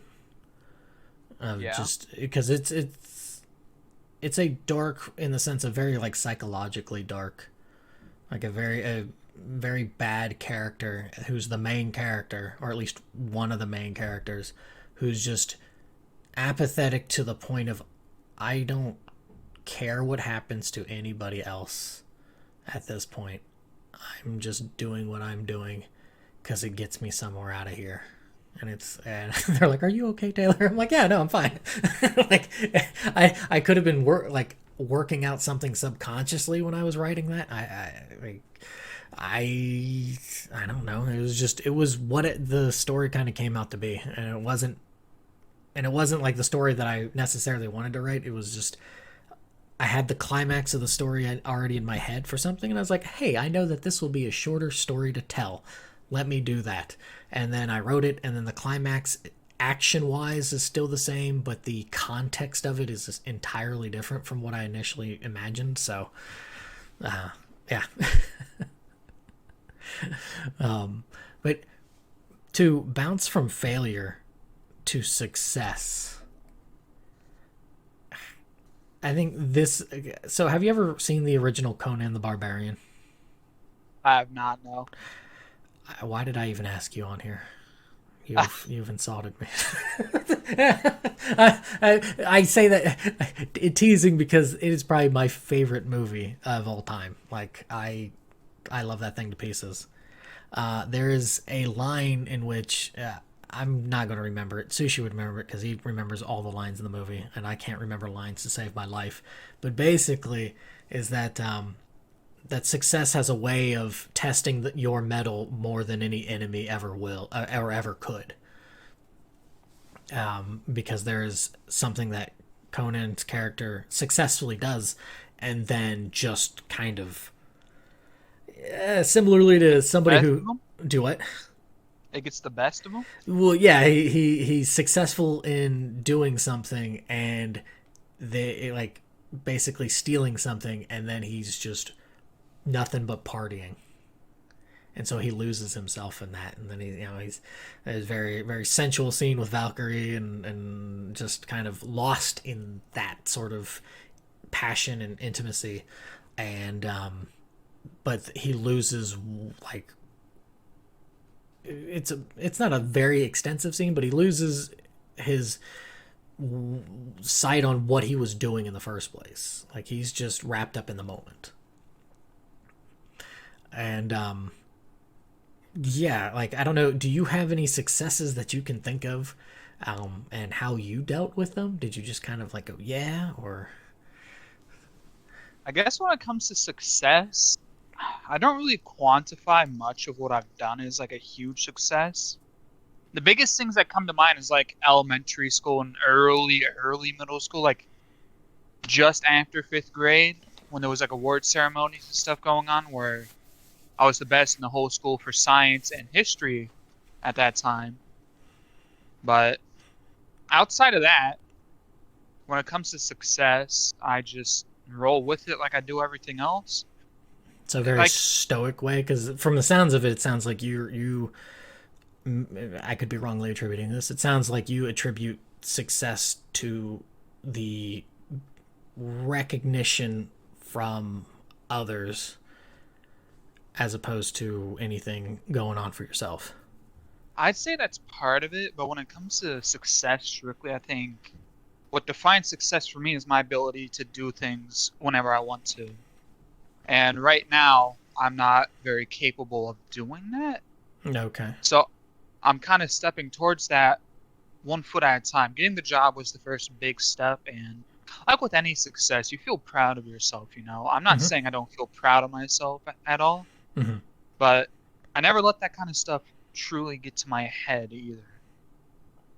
Now, of course, if I suddenly became a billionaire, that might just change, but hey, that's never gonna happen. No, But I get it. You don't have to be a billionaire. You could just be a modicum of success that can, like, I certainly felt that for myself when I got, when I was over in Japan and everything, that I was just kind of like in this, I'm good. I'm golden. Everything's sunshine and roses, and lollipops. And, yeah. Like it is the it's well, part of it is because like being able to do that at that time was a bit more difficult, so to kind of have it, whether that was through the luck that I had or not, it was still just a very like, holy crap, I've done this. Or just even graduating college, it was like, holy crap, I've done it. And then for college, it was because it's such a brief thing of, oh, you got the diploma at the end kind of thing. yeah, It's almost like it's almost like a roller coaster where you start to go down the first hill and there's all that excitement, and then it doesn't like it abruptly stops, but it just sort of it goes down and just kind of glides to a stop. You're like, oh, okay, all right, on to the next part.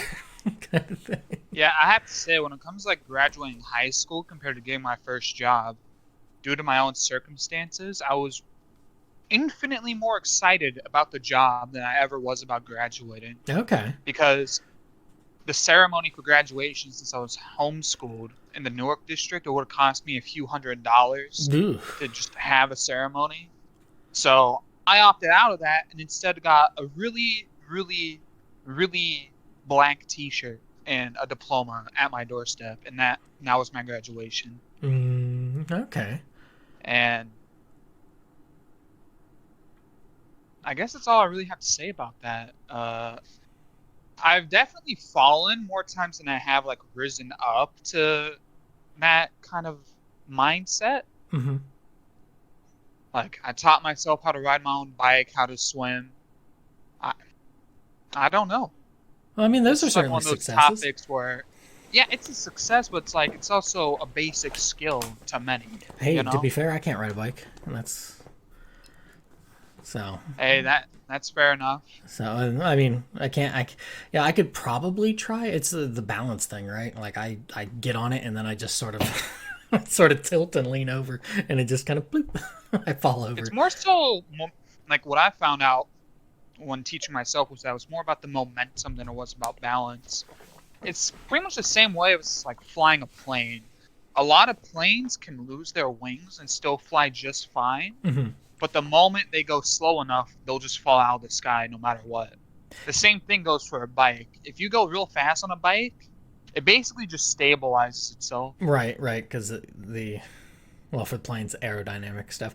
But that's the thing, though. I've got to be going real fast. If I'm going really slow, I'm falling off that thing.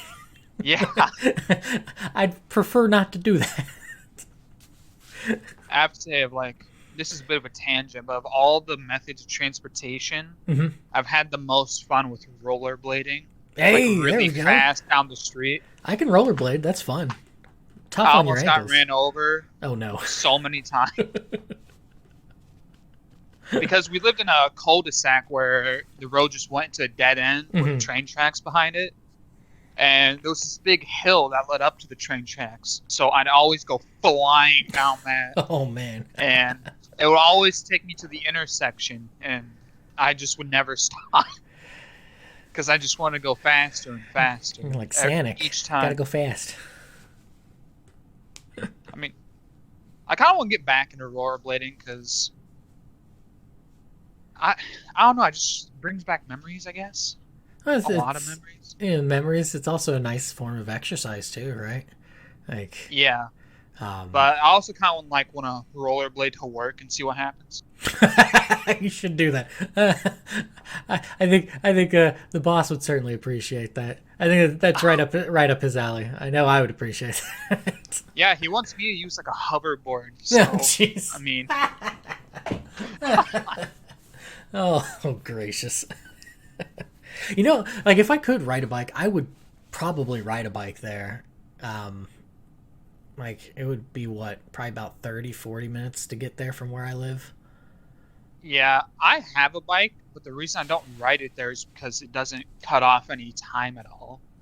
I live Uh, close enough to the point where if I have to ride a bike, I have to take detours around my usual walking path, so it just ends up shaving like a few minutes off at best. And it's like, well, I'm not gonna bother dragging the bike out of the damn backyard every day for that. right. No, that makes sense. Yeah, it's just sometimes. I mean, yeah, the rollerblading would probably be the. Uh, but would it cut off any, or would it be the same problem as the bike then if you're rollerblading? Well, the thing with rollerblading is if you're good enough at your balance, you can kind of walk on the wheels. And I used to be really good at that, so I Okay, can like walk on them like normal shoes almost. you're opening up my third And eye that's by here. using the stoppers on the feet. So you kind of like lean forward and just like walk on those in the first wheel. So I Oh, could go through the same path, but I think overall it might be a little slower. gotcha, gotcha. But yeah, I mean, why did they get rid of Heelys, man? Heelys would be perfect. You're I, talking to the wrong person. That was well after my time. I I wanted Heelys so bad growing up, but they were so expensive. Oh, were they? Yeah, especially for shoes, they're like $100. Oh, good lord. Yeah, and nowadays it's like I spent $100 on my boots and Hmm. the sneakers I have. It's like I don't mind spending $100 on shoes as long as they last. Right. Yeah. No. That's. I guess the novelty of being able to wheel across to me. That I always thought those things were like super cheap or something. I would not have put it Yeah, on a. but could you like imagine somebody just floating along the floor towards you? It was the funniest thing back in school. Didn't see, yeah. So I did not have that. I'm trying to think of. We had the Razor scooters. Those were, but they weren't. That wasn't even like a thing in the school itself. Like, there's not really anything I can think of that has that same sort of element. Yeah. Yeah. Helios were like their own thing. I don't think there's ever going to be a thing like those again. The only, well, to be honest, the only thing I could think of that would be similar was when I was in elementary school when they had the light up shoes. When that became a Oh, thing. yeah, the Skechers. Yeah, like those that would be about the closest thing I could probably tie in to think, oh wow, that's really cool. But it's See, not the same, right? it kind of is to an extent because when I was going to school, I was at the tail end of that era. Mm-hmm. Like every kid known to man had some kind of light up shoe, except for me, of course, because they cost extra and we couldn't afford it. Right. But that was for third, fourth grade. It was around fifth grade where the Heelys started becoming really popular. Okay. And if you had a Heely, dude, you were the most popular guy in the building. And every kid would like want to try on your shoes. Oh gee, that's gross. And, Ew. yeah, and it got so bad that the school administration actually had to ban the wheel part of the shoe.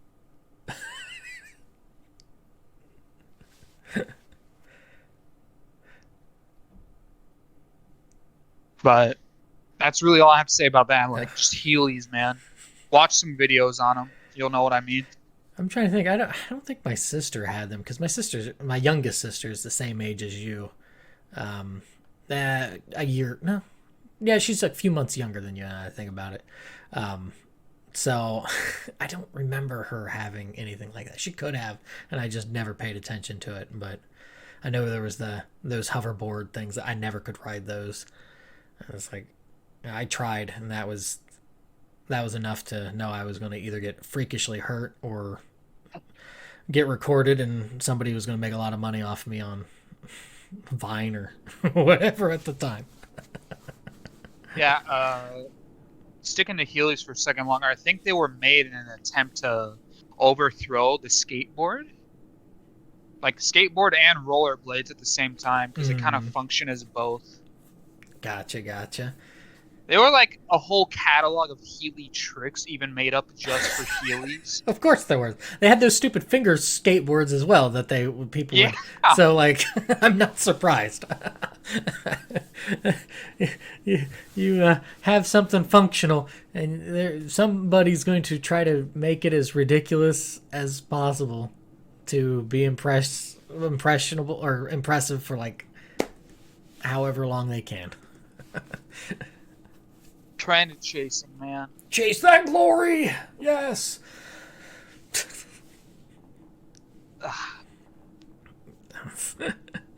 Well, hopefully there is you feel some success in something like whether that's in the process. Like, so for myself, I actually oddly got a little giddy in I've been working out with kettlebells and stuff a lot lately, and so I alternate between doing like squats and all sorts of other more like bodily things, and then the different day I'll do like biceps and triceps and stuff like that.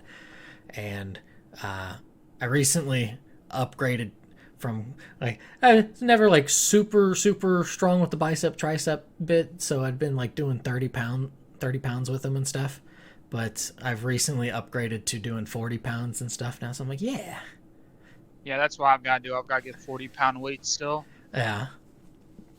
Yeah, like when we was talking about me wanting to get my forearms and stuff bigger. Mm-hmm.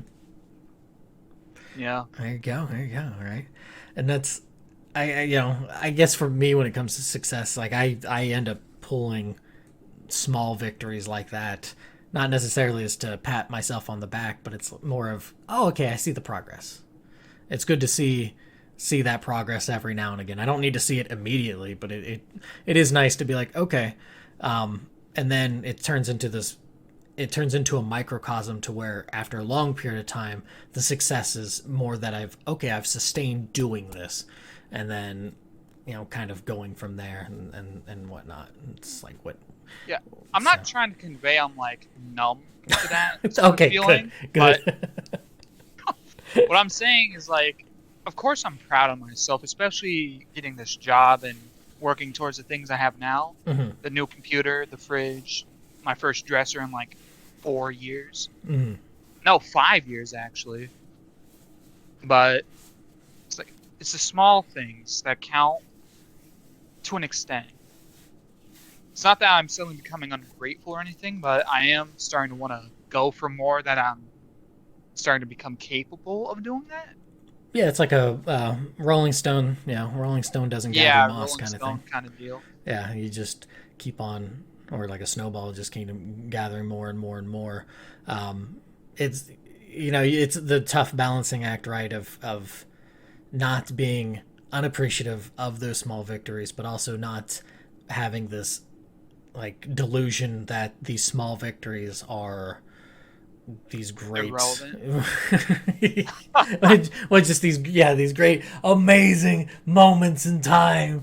I've and that I unfortunately I think we're all susceptible to it, where it's just like, man, boy was I super awesome, and it's like, what are you talking about? It's like, Yeah.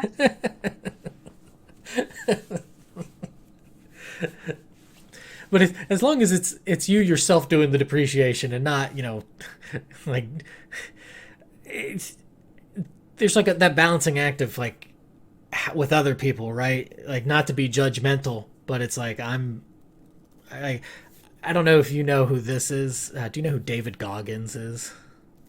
I think I might have mentioned him. Man, you've been referencing so much stuff that I just have no idea what it is. You are good. Our boss knows who Goggins is. He's the Hmm. one. He's the reason why I did those little stunted burpees in the break room, or in general and stuff. And he's kind of been like really, really not aggressive, but just kind of excitedly gung ho with me. Is because he knows who David Goggins is, and he's just this. He's this absolute like monster, a maniac of a person who's just laser focused, getting doing his thing, and just this is what I'm doing. I'm doing this. I'm working towards this goal, and just kind of keep going, keep focusing, um, and that sort of thing. And it's not to like he doesn't do it to depreciate other people, but he's proven like to prove it to himself. But he's like also in the same hand, if I he's made like references to certain things or events in his life or just situations and stuff, like where he's I think one of them I seen where he was talking as he's running, and it's like somebody was drove up to him, and it's like 108 degrees out where he's running and stuff, and the guy's like, why are you running? And then Goggins is like, because you aren't.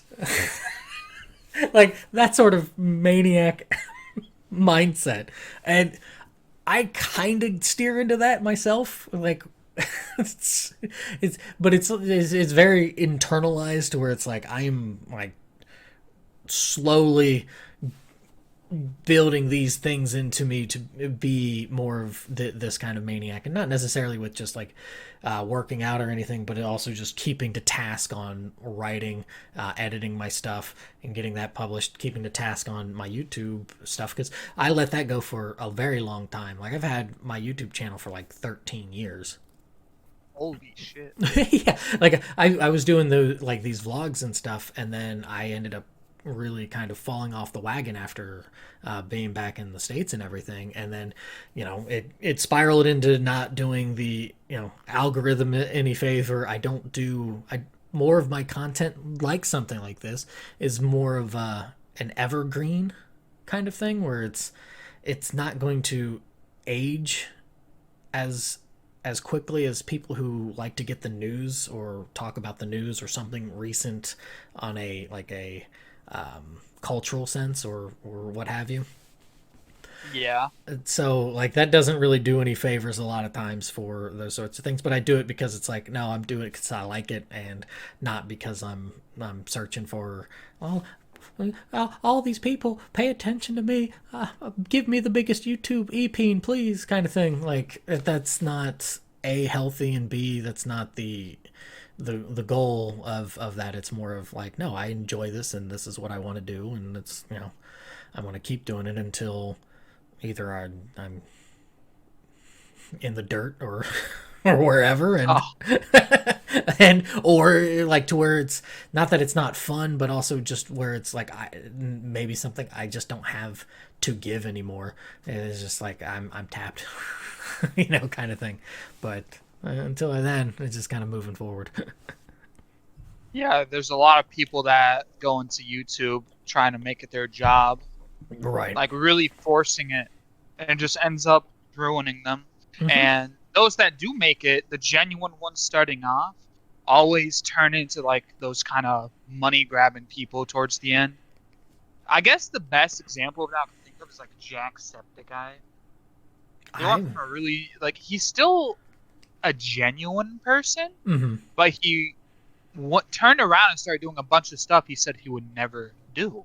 Oof. And when it comes to those kind of YouTubers, the only one that I grew up with and still watch with any sense of regularity Uh huh. is Markiplier.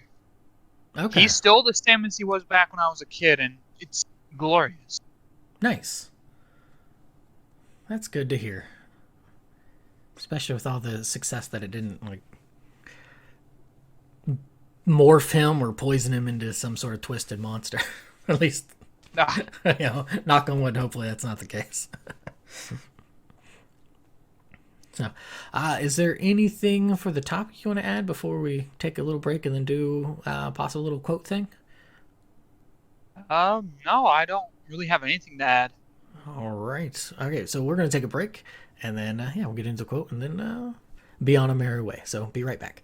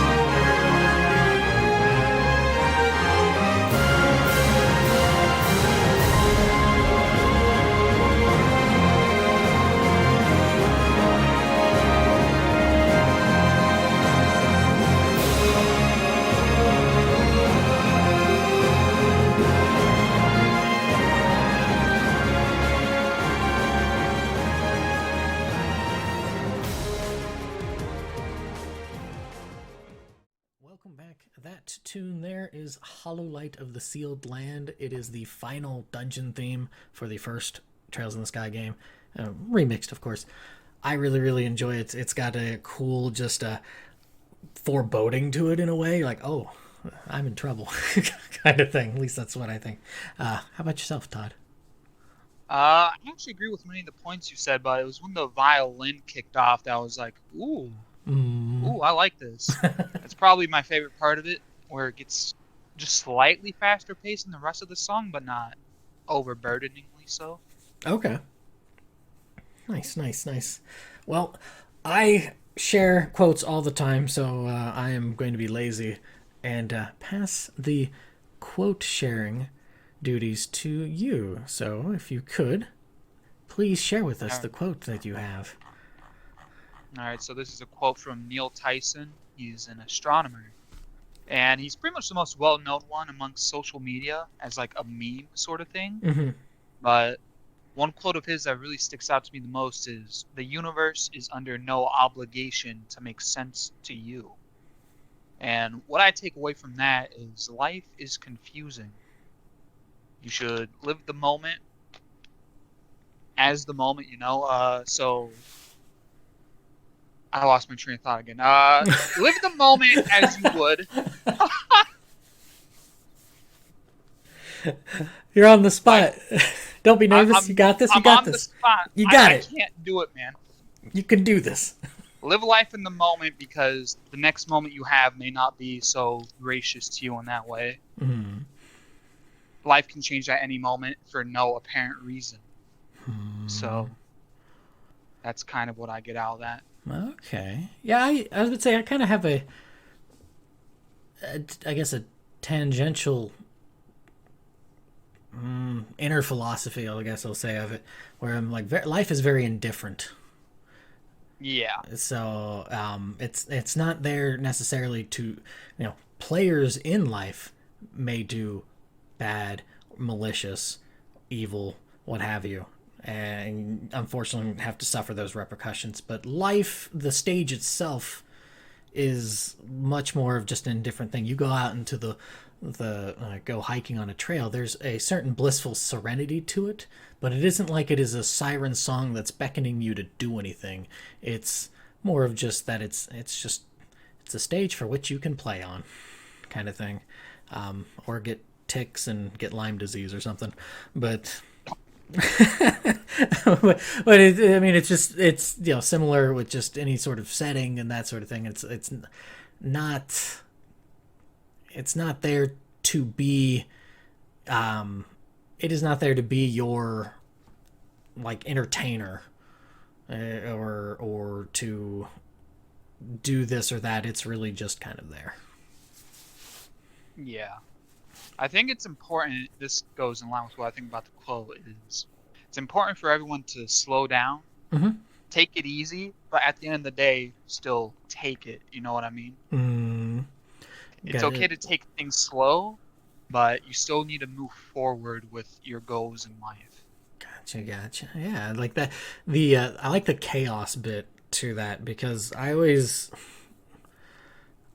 roll my eyes a little bit when people are like, "I'm an agent of chaos," or they like chaos, and it's like, well, okay, like to me that's like a basic thing. That's it's it. Life is chaotic. That's You're not really doing anything with it. It's very unimpressionable, and I mean that in the sense of like leaving a mark, one Yeah, way or man, the other. I'm an agent of chaos. Watch me make toast. Isn't that from something? It sounds like it's from something. It's actually not. Oh, okay. Not that I know of. It sounds like that would be to something like. When you say life is chaotic, I just imagine somebody saying they're an agent of chaos and they're just like living their average morning. It's the "this is fine" dog without all the fire in the background. Yeah. Well, it's, I guess for me personally, like it's the chaos, but then it's like the beauty of uniformity that you can build from the chaos. That is more of that I like to explore myself. So it's like, I guess that's, yeah, with that Tyson quote, it's like, oh yeah, I totally can get where he's going with, universe, wonderful chaotic universe, doesn't owe you anything, eat it.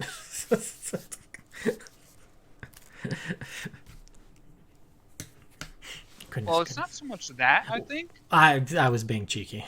I'm sorry. Oh. That's just me being really. That flew right over my head. Sorry. Yeah. So like a lot of times when I like change my voice, that's me being like not necessarily facetious, but just it's the only way I know how to express not like being too sincere about what I'm saying, I guess. Yeah, my headset did not pick up that tone deflection at all. Oh no. So. Oh no. I'll tell you. I hope now you got me questioning whether or not I'm doing that. Oh no. Or is it all in my head? You're losing yourself every day. I mean, yeah, you got to lose yourself. Much like an audience, you have to be willing to lose your audience so you can win them right back. First the hair, next to sanity. Oh, low blows, low blows. Uh, I mean, it's been gone for a while. Like I lasted about as long. Yeah, probably about as long. My grandfather was bald by like time he was 40. So like, and same my father was bald around the same time as me. So it is what it is. So Hey, don't feel too bad. My dad went bald in his 20s, and okay. I'm not looking forward to what's coming. I mean, it happens. Like that's don't. Yeah, don't be fearful. Don't, like, Dude, my hair is my everything, man. well, I love my that's hair. that's. You might want to start putting some points into some of the things then, just as a safety caution there. Ah, I'll get like a real nice wig. Oh, or there you go. Make it work for you somehow. I mean, like, yeah. No, Yeah, I'll collect my hair and I'll fashion it into a wig for when I go bald, so it's like nothing ever happened. That's certainly a way to go about it. Oh goodness. Oh, so yeah. Any last words, parting words? How'd you enjoy doing the podcast, especially since this was, as you said, at least off air, that this is first podcast doing? Well, I think it's pretty obvious to the audience that this is my first podcast based on how many times I've stuttered like an animal. I do it all the time, and I do these all the time, so you were quite all right.